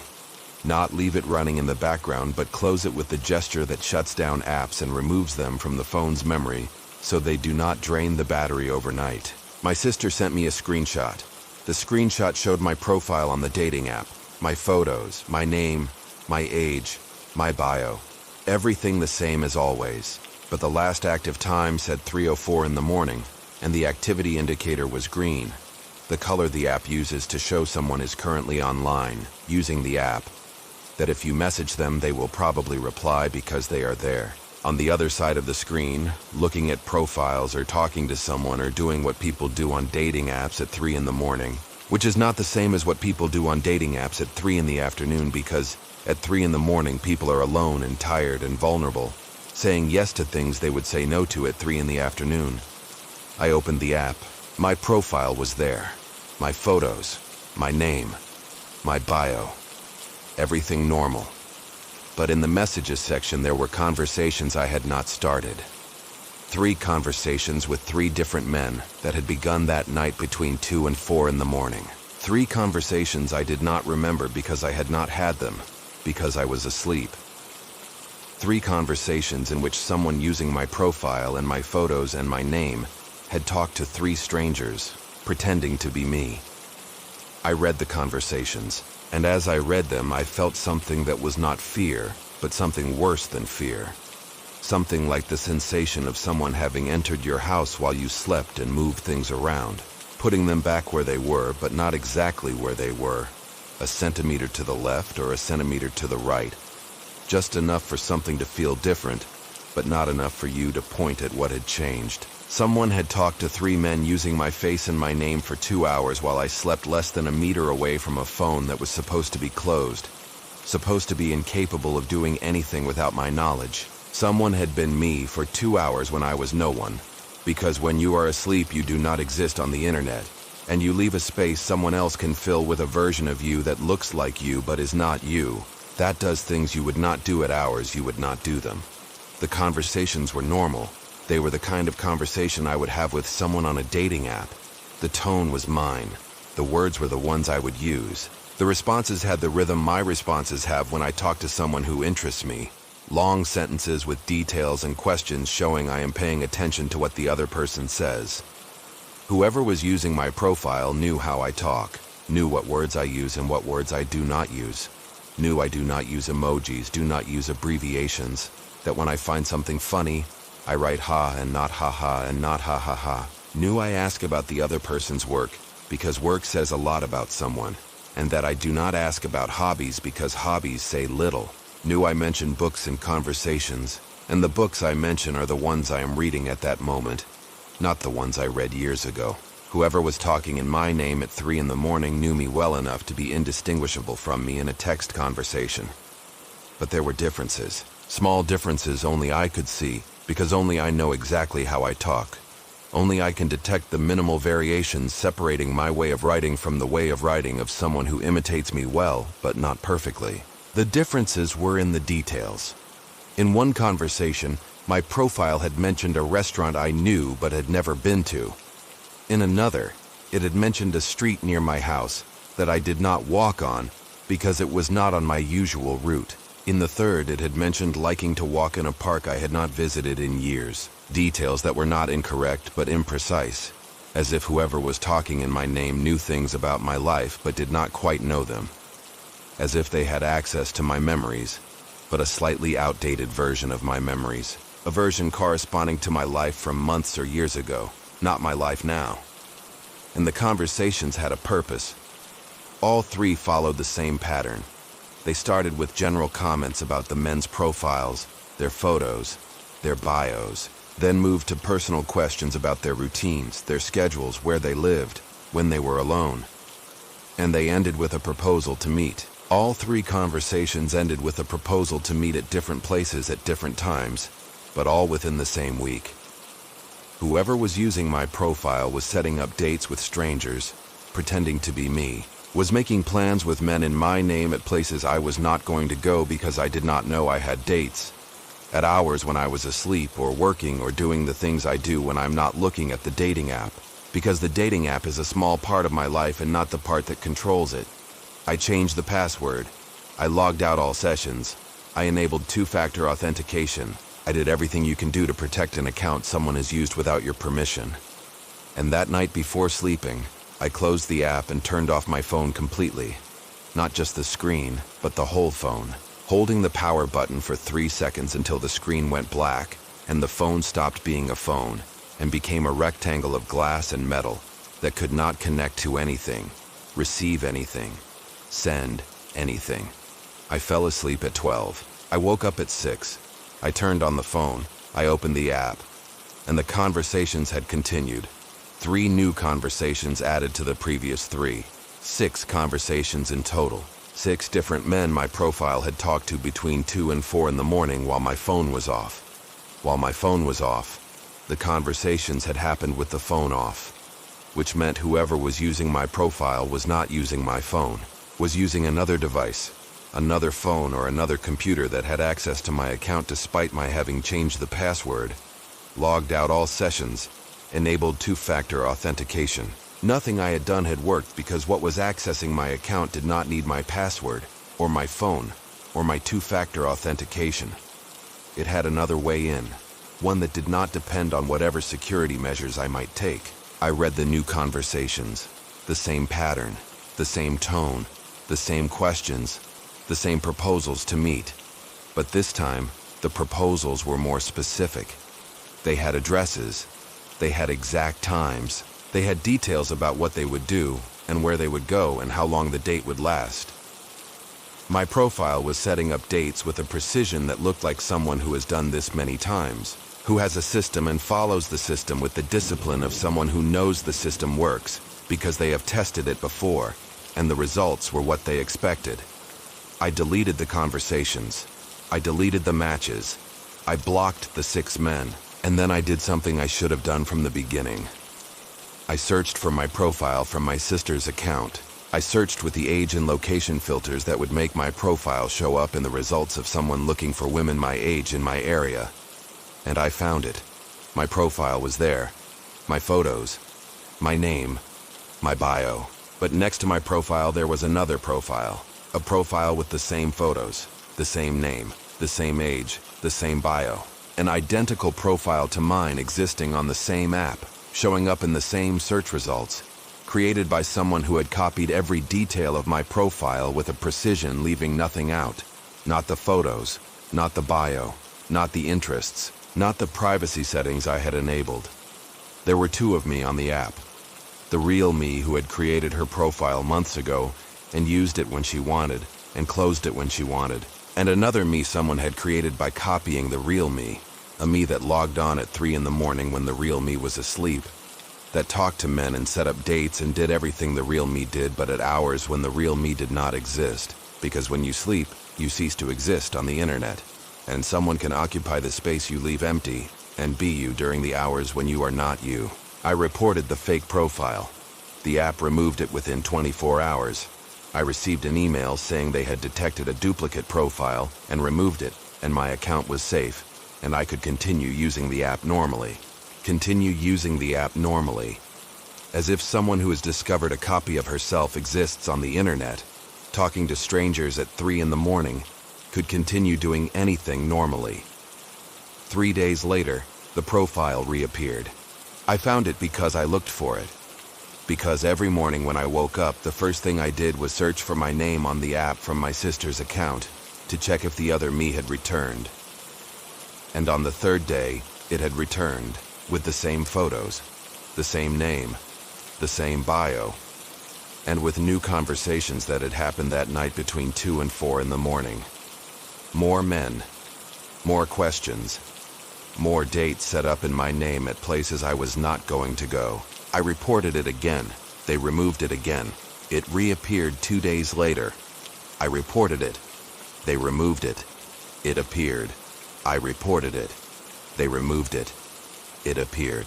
A cycle that repeated for 2 weeks. Every morning me waking up and searching for the profile and finding it and reporting it and waiting for it to be removed. Knowing it would return, because whatever was creating that profile was not going to stop, because you reported the account, any more than water stops falling, because you put a bucket under the leak. The water keeps falling. The bucket fills and overflows. And in the end, the bucket is useless because the problem is not the bucket, but the hole in the roof where the water gets in. The 3rd week, I stopped looking for the profile. Not because I had stopped worrying, but because looking for the profile every morning had become an obsession, stealing my sleep and my peace of mind, and my ability to think about anything other than the other me existing on the internet, talking to strangers in my name while I slept.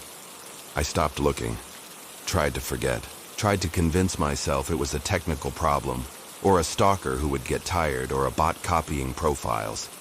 For some reason I did not understand, but that probably had a boring explanation involving words like algorithm and scraping and database. And then the messages started coming. Not on the app. On my phone.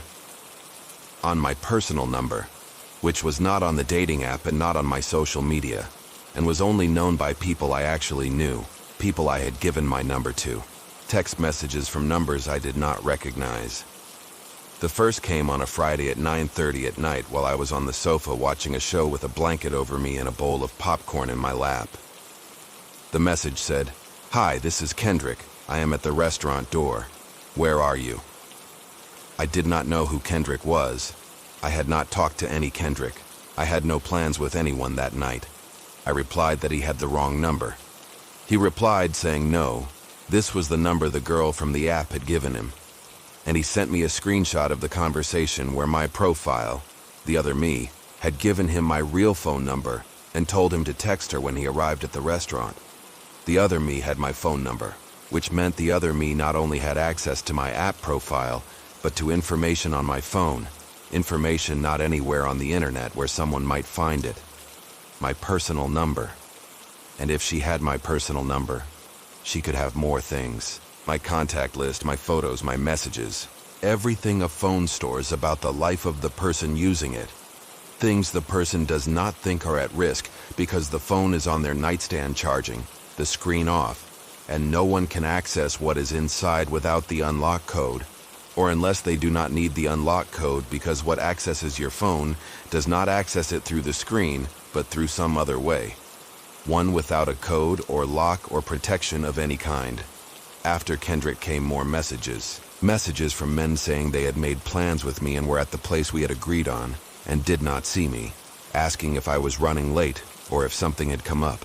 Polite, patient messages at first, gradually becoming confused, then annoyed, then angry messages from men who had left their houses on a Friday night for a date with a woman who had written to them at 3 a.m, proposed meeting, given them an address and a time, and had not shown up because the woman they had talked to was not me, but something using my face and my name and my way of writing to set up dates I was not going to attend. I replied to one of the messages. I told the man I had not talked to him, that someone was using my profile without permission and I was sorry for the confusion. The man replied.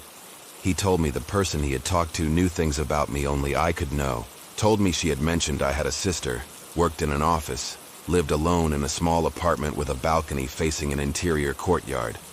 All true, all exact, all correct.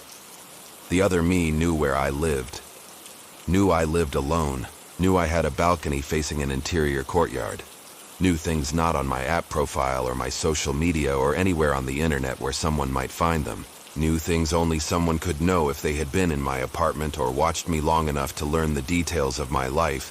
I do not share with anyone because they are the details of everyday life. The things you do not tell, because they are not interesting to anyone except someone who needs to know them, to impersonate you with a precision leaving no room for doubt. I asked the man what address they had given him. He sent it to me. I looked it up on the map. The address was a building on a street I did not know, in a part of the city I had never been to. A residential building showing on the map as one point among many.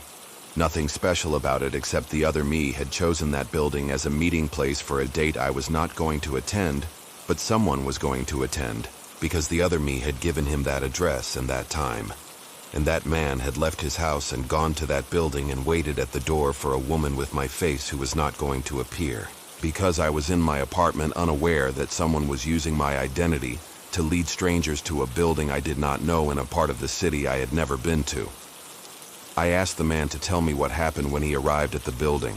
He said he got there at 9 at night, that the building was on a quiet street with no bars or restaurants or shops, just residential buildings with dark entrances and streetlights, giving a yellowish light making everything look older than it was. He said he looked at the building from across the street, a 5-story building with a gray facade and small windows, and an entrance with a glass door revealing a narrow hallway with mailboxes on the wall, and an elevator at the back. He said all the windows were dark except one, a window on the 3rd floor with a light on, a faint light that could be a desk lamp or a candle or anything, giving just enough light for someone on the street to know someone was inside. He said he waited 15 minutes at the door, that he had sent me 3 messages I did not reply to, that he was about to leave when the building door opened. Not from outside, from inside. The door opened by itself, as if someone had opened it from inside the building, and from inside came a sound, the sound of a phone vibrating, the sound of a dating app notification, the same sound that plays when someone sends you a message. The man told me he looked at his phone and had a new message from my profile, from the other me, a message saying, "Come up, I am on the 3rd floor." I asked if he went up. He said no. He said something did not feel right. The door opening by itself and the message arriving at that exact moment gave him a feeling he could not explain, but that felt like instinct telling you not to enter a place, even if you cannot say why. He said he left, walked to the corner and turned to look at the building one last time. And in the third-floor window, there was someone.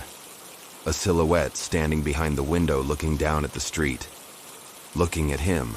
He said the silhouette had the shape of a woman. He said he could not see the face because the light was behind the silhouette and the face was in shadow.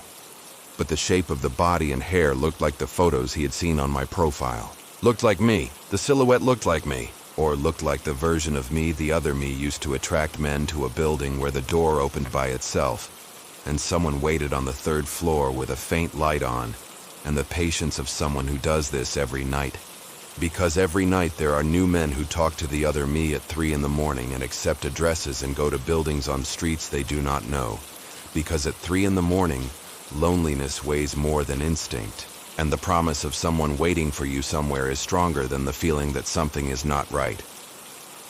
I asked the man if the silhouette moved. He said no, that it stood at the window looking down at the street as he walked away. That the last time he looked back, the silhouette was still there, motionless, standing, watching, with the stillness of something that does not need to move to see what it wants to see. That stands at windows in buildings waiting for someone to come up the stairs and enter an apartment where no one who looks like me is there, because I am at home asleep and the other me has no face. Because the other me is not a person, but something using my face on a screen to lure strangers to buildings I do not know, and apartments where the door opens by itself, and the phone rings from inside, and something waits, standing by the third-floor window. That night I went to the building. I do not know why I went. Or maybe I do. I went because I needed to see with my own eyes the place where the other me was arranging dates in my name. Needed to see the door that opened by itself and the third-floor window and the silhouette that looked like me. I took a taxi. Gave the driver the address. He dropped me at the corner of the street. I walked to the building. It was exactly as the man had described it. Gray facade, small windows, entrance with a glass door. All the windows dark, all except one, the third-floor window. The faint light behind the glass. And behind the light, standing motionless, the silhouette of someone looking down at the street. Looking toward where I was. Looking at me. The silhouette had my height. The silhouette had my hair. The silhouette had the shape of my body outlined against the light of a room I did not know, in a building I had never been in, on a street I had never walked down. And as I watched from across the street, the night cold seeping through my jacket collar and my hands trembling in my pockets, the silhouette did something, raised a hand, slowly, and pressed it to the window glass, palm open, fingers spread, the gesture of someone greeting someone they know, or the gesture of someone touching the glass, separating them from someone they want to touch but cannot, because the glass is in the way. And in my pocket my phone vibrated. A message from the dating app, a message from my own profile, from the other me, who had found me on the app and messaged me. The message said, "We already know each other." And the light on the third floor went out, and the silhouette disappeared.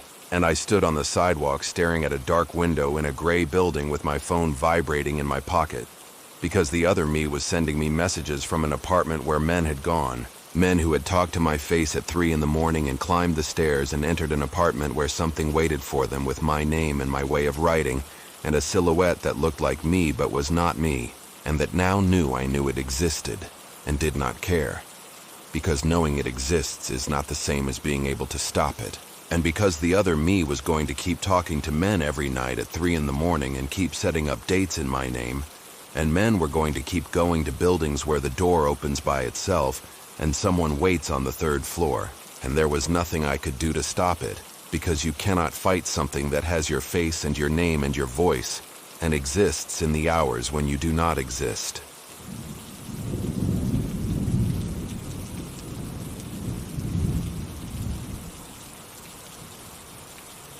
I started looking up information about her past dates on the night of our third dinner.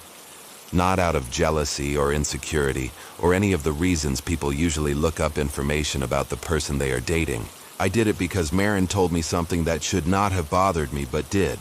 Something that stayed spinning in my head like a coin someone has tossed in the air, and that never seems to land.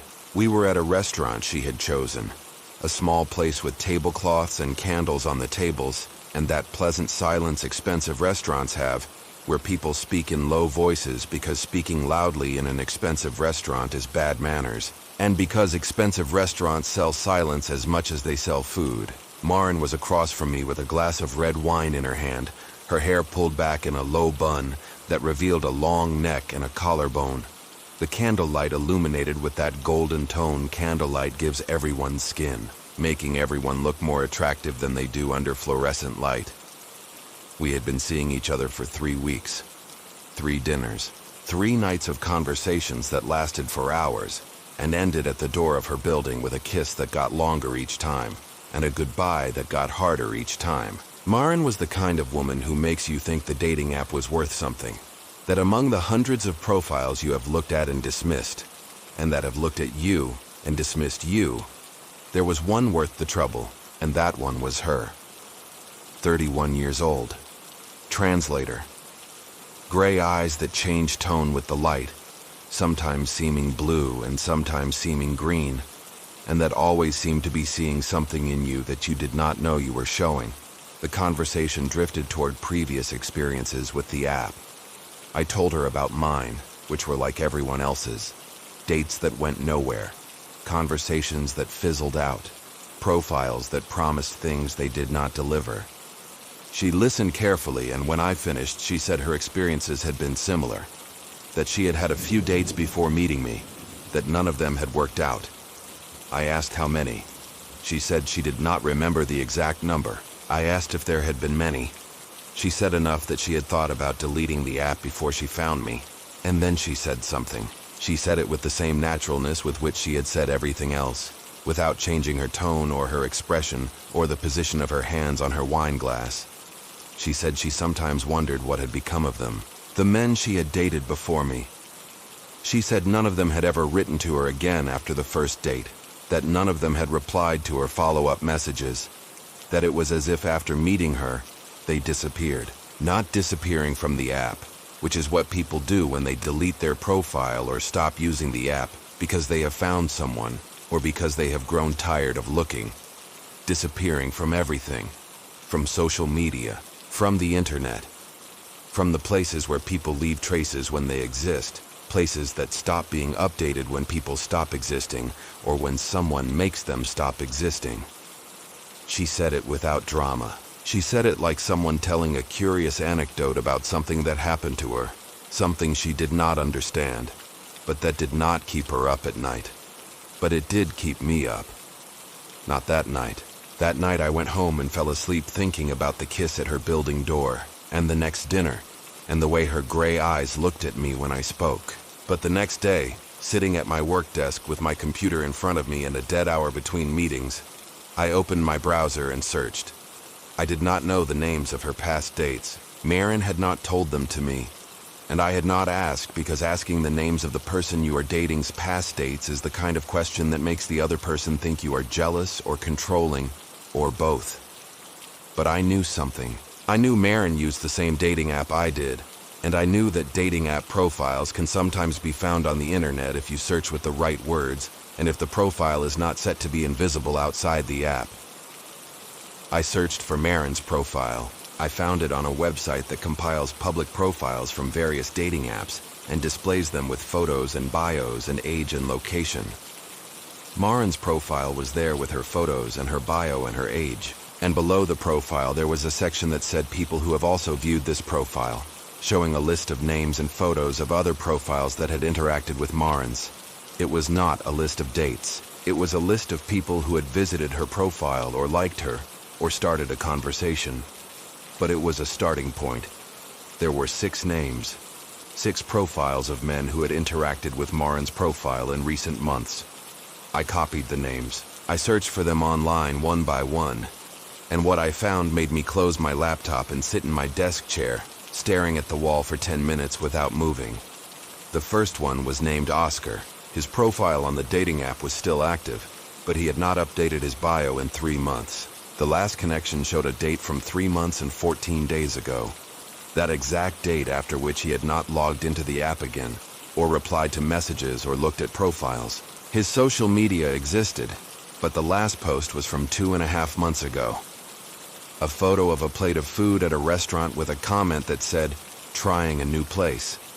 A plate of pasta at a restaurant with white tablecloths and candles on the tables. A restaurant that looked like the kind of restaurant Marin took me to for dinner. Nothing after that photo. No photos, no comments, no likes, no interactions of any kind. As if Oscar had posted that photo and then ceased to exist on the internet. His professional profile was still active, but the last update was from the same period. His email probably still worked, but there was no way to know without writing to him, and if Oscar had disappeared, no one was going to reply to that email. The second one was named Hamish. His profile on the app was inactive. His social media existed, but the last post was from 4 months ago. A short video of a concert he had gone to with friends.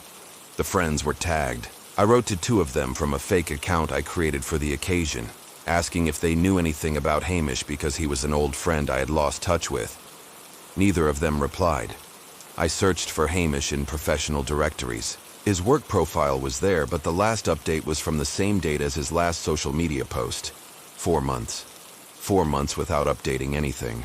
4 months of digital silence that could mean Hamish had decided to disconnect from the internet, or that Hamish could no longer connect to the internet. The third one was named Wyatt. His profile on the app did not exist. It had been deleted. His social media did not exist. It had been deleted. His name appeared in a general internet search in one result, an article from a local newspaper from 3 months ago. The article was brief. It said the family of a 32-year-old man had reported his disappearance after not hearing from him for 2 weeks. The article did not give many details. It said the police were investigating and that anyone with information could call a number listed at the end of the article. I searched for more articles about Wyatt's disappearance. I did not find any. No follow-up, no update, no resolution, just the initial article and then nothing. As if Wyatt's disappearance had been news for 1 day, and then stopped being news because disappearances of adult men who live alone do not generate the same media attention as disappearances of other people, and because people quickly forget what does not affect them. The fourth one was named Neil. Same pattern. Social media inactive for 5 months. Dating app profile deleted. No recent results on the internet. No digital activity of any kind since a specific date 5 months ago. And when I searched that date and his name, I found something that made my hands and feet and the back of my neck go cold. I found a comment on a missing persons forum. A comment from someone claiming to be Neil's brother, asking if anyone had seen him because he had been out of touch for weeks, and the police were not doing anything and his family was desperate and needed help finding him. The fifth one was named Rufus. Same pattern. Social media inactive, profile deleted, no digital activity for 6 months. And a comment on the same missing persons forum from someone claiming to be his roommate, asking if anyone knew anything about him because he had gone out one night for a date and had not come back. A date. The roommate said Rufus had told him he had a date with a girl from the app, that they were going to dinner at a downtown restaurant, and that he would be back before midnight. He did not come back. He did not answer his phone. He did not reply to messages. He did not show up for work the next day or the day after or the day after that. The police looked for him for 2 weeks and found nothing. The roommate said the police had tracked his phone and that the last signal from the phone had been in the area of the restaurant where the date was. After that, the phone was turned off and never turned on again. The sixth one was named Brendan. I did not need to search much. Brendan had an active social media profile that someone kept updated, but the someone keeping it updated was not Brendan. It was his mother. His mother posted photos of Brendan every week with a message saying she missed him and asking anyone with information about his whereabouts to contact her. The photos were old photos, birthday photos and vacation photos and family gathering photos, where Brendan smiled with the smile of someone who does not know that in a few months he will disappear, and that his mother will be posting his photos on the internet, asking strangers for help. Strangers who will not be able to help her because no one knows where Brendan is, and no one will ever know. because Brendan went on a date one night and did not come back. 6 men. 6 profiles that had interacted with Marins. 6 men who had stopped posting on social media on different dates, but who had something in common. They had all ceased to exist on the internet after a specific moment, which in at least 2 cases coincided with a date, a dinner, a night when they had left their homes to meet someone and from which they had not returned. I closed my laptop. I stood up. I went to the bathroom. I washed my face with cold water. I looked at myself in the mirror, and the man looking back at me from the mirror was a man who had just discovered something he did not want to have discovered, and now had to decide what to do with that information. I could call the police. I could tell someone what I had found. I could stop seeing Marin without explanation, block her, delete her number, and go on with my life pretending I had not seen what I had seen. I could do any of those things, and any of those things would have been the right decision.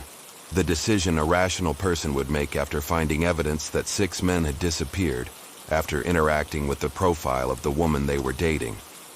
A rational person would call the police. A rational person would stop seeing Marin. A rational person would not do what I did. But what I did was pick up my phone and look at Marin's messages. The last message was from that morning. It said she was looking forward to seeing me and wanted to meet that night, and had found a new restaurant she liked, and wanted us to try it together. I replied, yes. I do not know why I replied yes. Or maybe I do. I replied yes because I needed to see her one more time. I needed to sit across from her and look into her gray eyes that changed color with the light, and search those eyes for something that would tell me what I had found on the internet had an innocent explanation. That the 6 men who had interacted with her profile and disappeared from the internet had disappeared for reasons having nothing to do with her. I needed Marin to convince me I was wrong, without knowing I was looking to be convinced. I needed one more dinner to decide if what I had found was a coincidence or a pattern, and if the pattern was what I thought it was. We met at 9. The new restaurant was a place with exposed brick walls and industrial lamps and a menu written on a chalkboard in white chalk that changed every week. Marin arrived in a black dress with her hair loose falling over her shoulders, and a smile that did not look like the smile of someone who had made 6 men disappear, but like the smile of someone happy to see you. Someone who had thought about you during the day and put on a black dress because she wanted you to look at her and think she was beautiful, and be glad you were having dinner with her on a Thursday night in a restaurant that smelled of fresh bread and good wine. The dinner was like the other 3. Long conversation, laughter, comfortable silences. Marin talked about her work and the book she was translating, and the words that have no translation in other languages. Words you have to reinvent every time you translate them. Because languages are not mirrors reflecting the same things, but windows opening onto different landscapes. She spoke with an intelligence that attracted me, and a warmth that made me feel I was in the right place with the right person doing the right thing. And as she spoke, I watched her and searched her eyes and her gestures and her words for something that would tell me she was dangerous. Something that would tell me the 6 men who had disappeared because of her. Something that would confirm what I had found on the internet and give me a reason to get up from the table and leave the restaurant and not come back. I found nothing. Marin was Marin, a 31-year-old woman who translated books and had gray eyes and whom I liked more than I had liked anyone in a long time. There was nothing in her that said danger. There was nothing in her that said be careful. There was nothing in her that resembled what I expected to find in someone who might be connected to the disappearance of 6 people. At 11 o'clock, Marin invited me up to her apartment. It was the first time she had asked. She said she lived 2 blocks from the restaurant and had a bottle of wine she wanted to open and did not like drinking alone. I said yes. We walked together down the dark, quiet street and went up to the 3rd floor of an old building with a small elevator and wooden stairs that creaked with every step. Marin opened the door to her apartment. We went in. The apartment was small and full of books. Bookshelves on every wall from floor to ceiling filled with books in various languages that Marin had read or was reading or was going to read. Books on the coffee table and on the kitchen counter, and on the floor next to the sofa stacked in towers that leaned to one side from the weight of the pages. It was the apartment of someone who lives among words and needs words around her to feel at home. I liked the apartment. I liked that it was small and full of books and smelled of old paper and freshly brewed coffee. Maren opened the bottle of wine. She poured 2 glasses. She gave me one. We sat on the sofa. The sofa was old and comfortable, and sank in the middle in a way that made us both lean toward each other without meaning to, as if the sofa were designed to bring people sitting on it closer together. And while Maren talked about something I do not remember because I was looking at the apartment with the eyes of someone searching for something they should not be searching for in the home of someone they were on a 4th date with, I noticed details the conversation and the wine and Maren's closeness kept me from seeing clearly. I noticed the curtains were thick and opaque and let no light in from the street. I noticed the door to the room off the hallway was closed with a small padlock, not the kind of lock people put on bedroom doors in their own homes. I noticed that by the entrance there was a coat rack with a jacket too large for Maren, a man's jacket, one that looked like it had been hanging in the same spot for a long time without anyone wearing it. And I noticed something else. On the bookshelf behind the sofa, on the second shelf from the top, among the hardcovers and paperbacks and language dictionaries Maren used for her work, there was a row of objects that were not books. They were phones. 6 phones.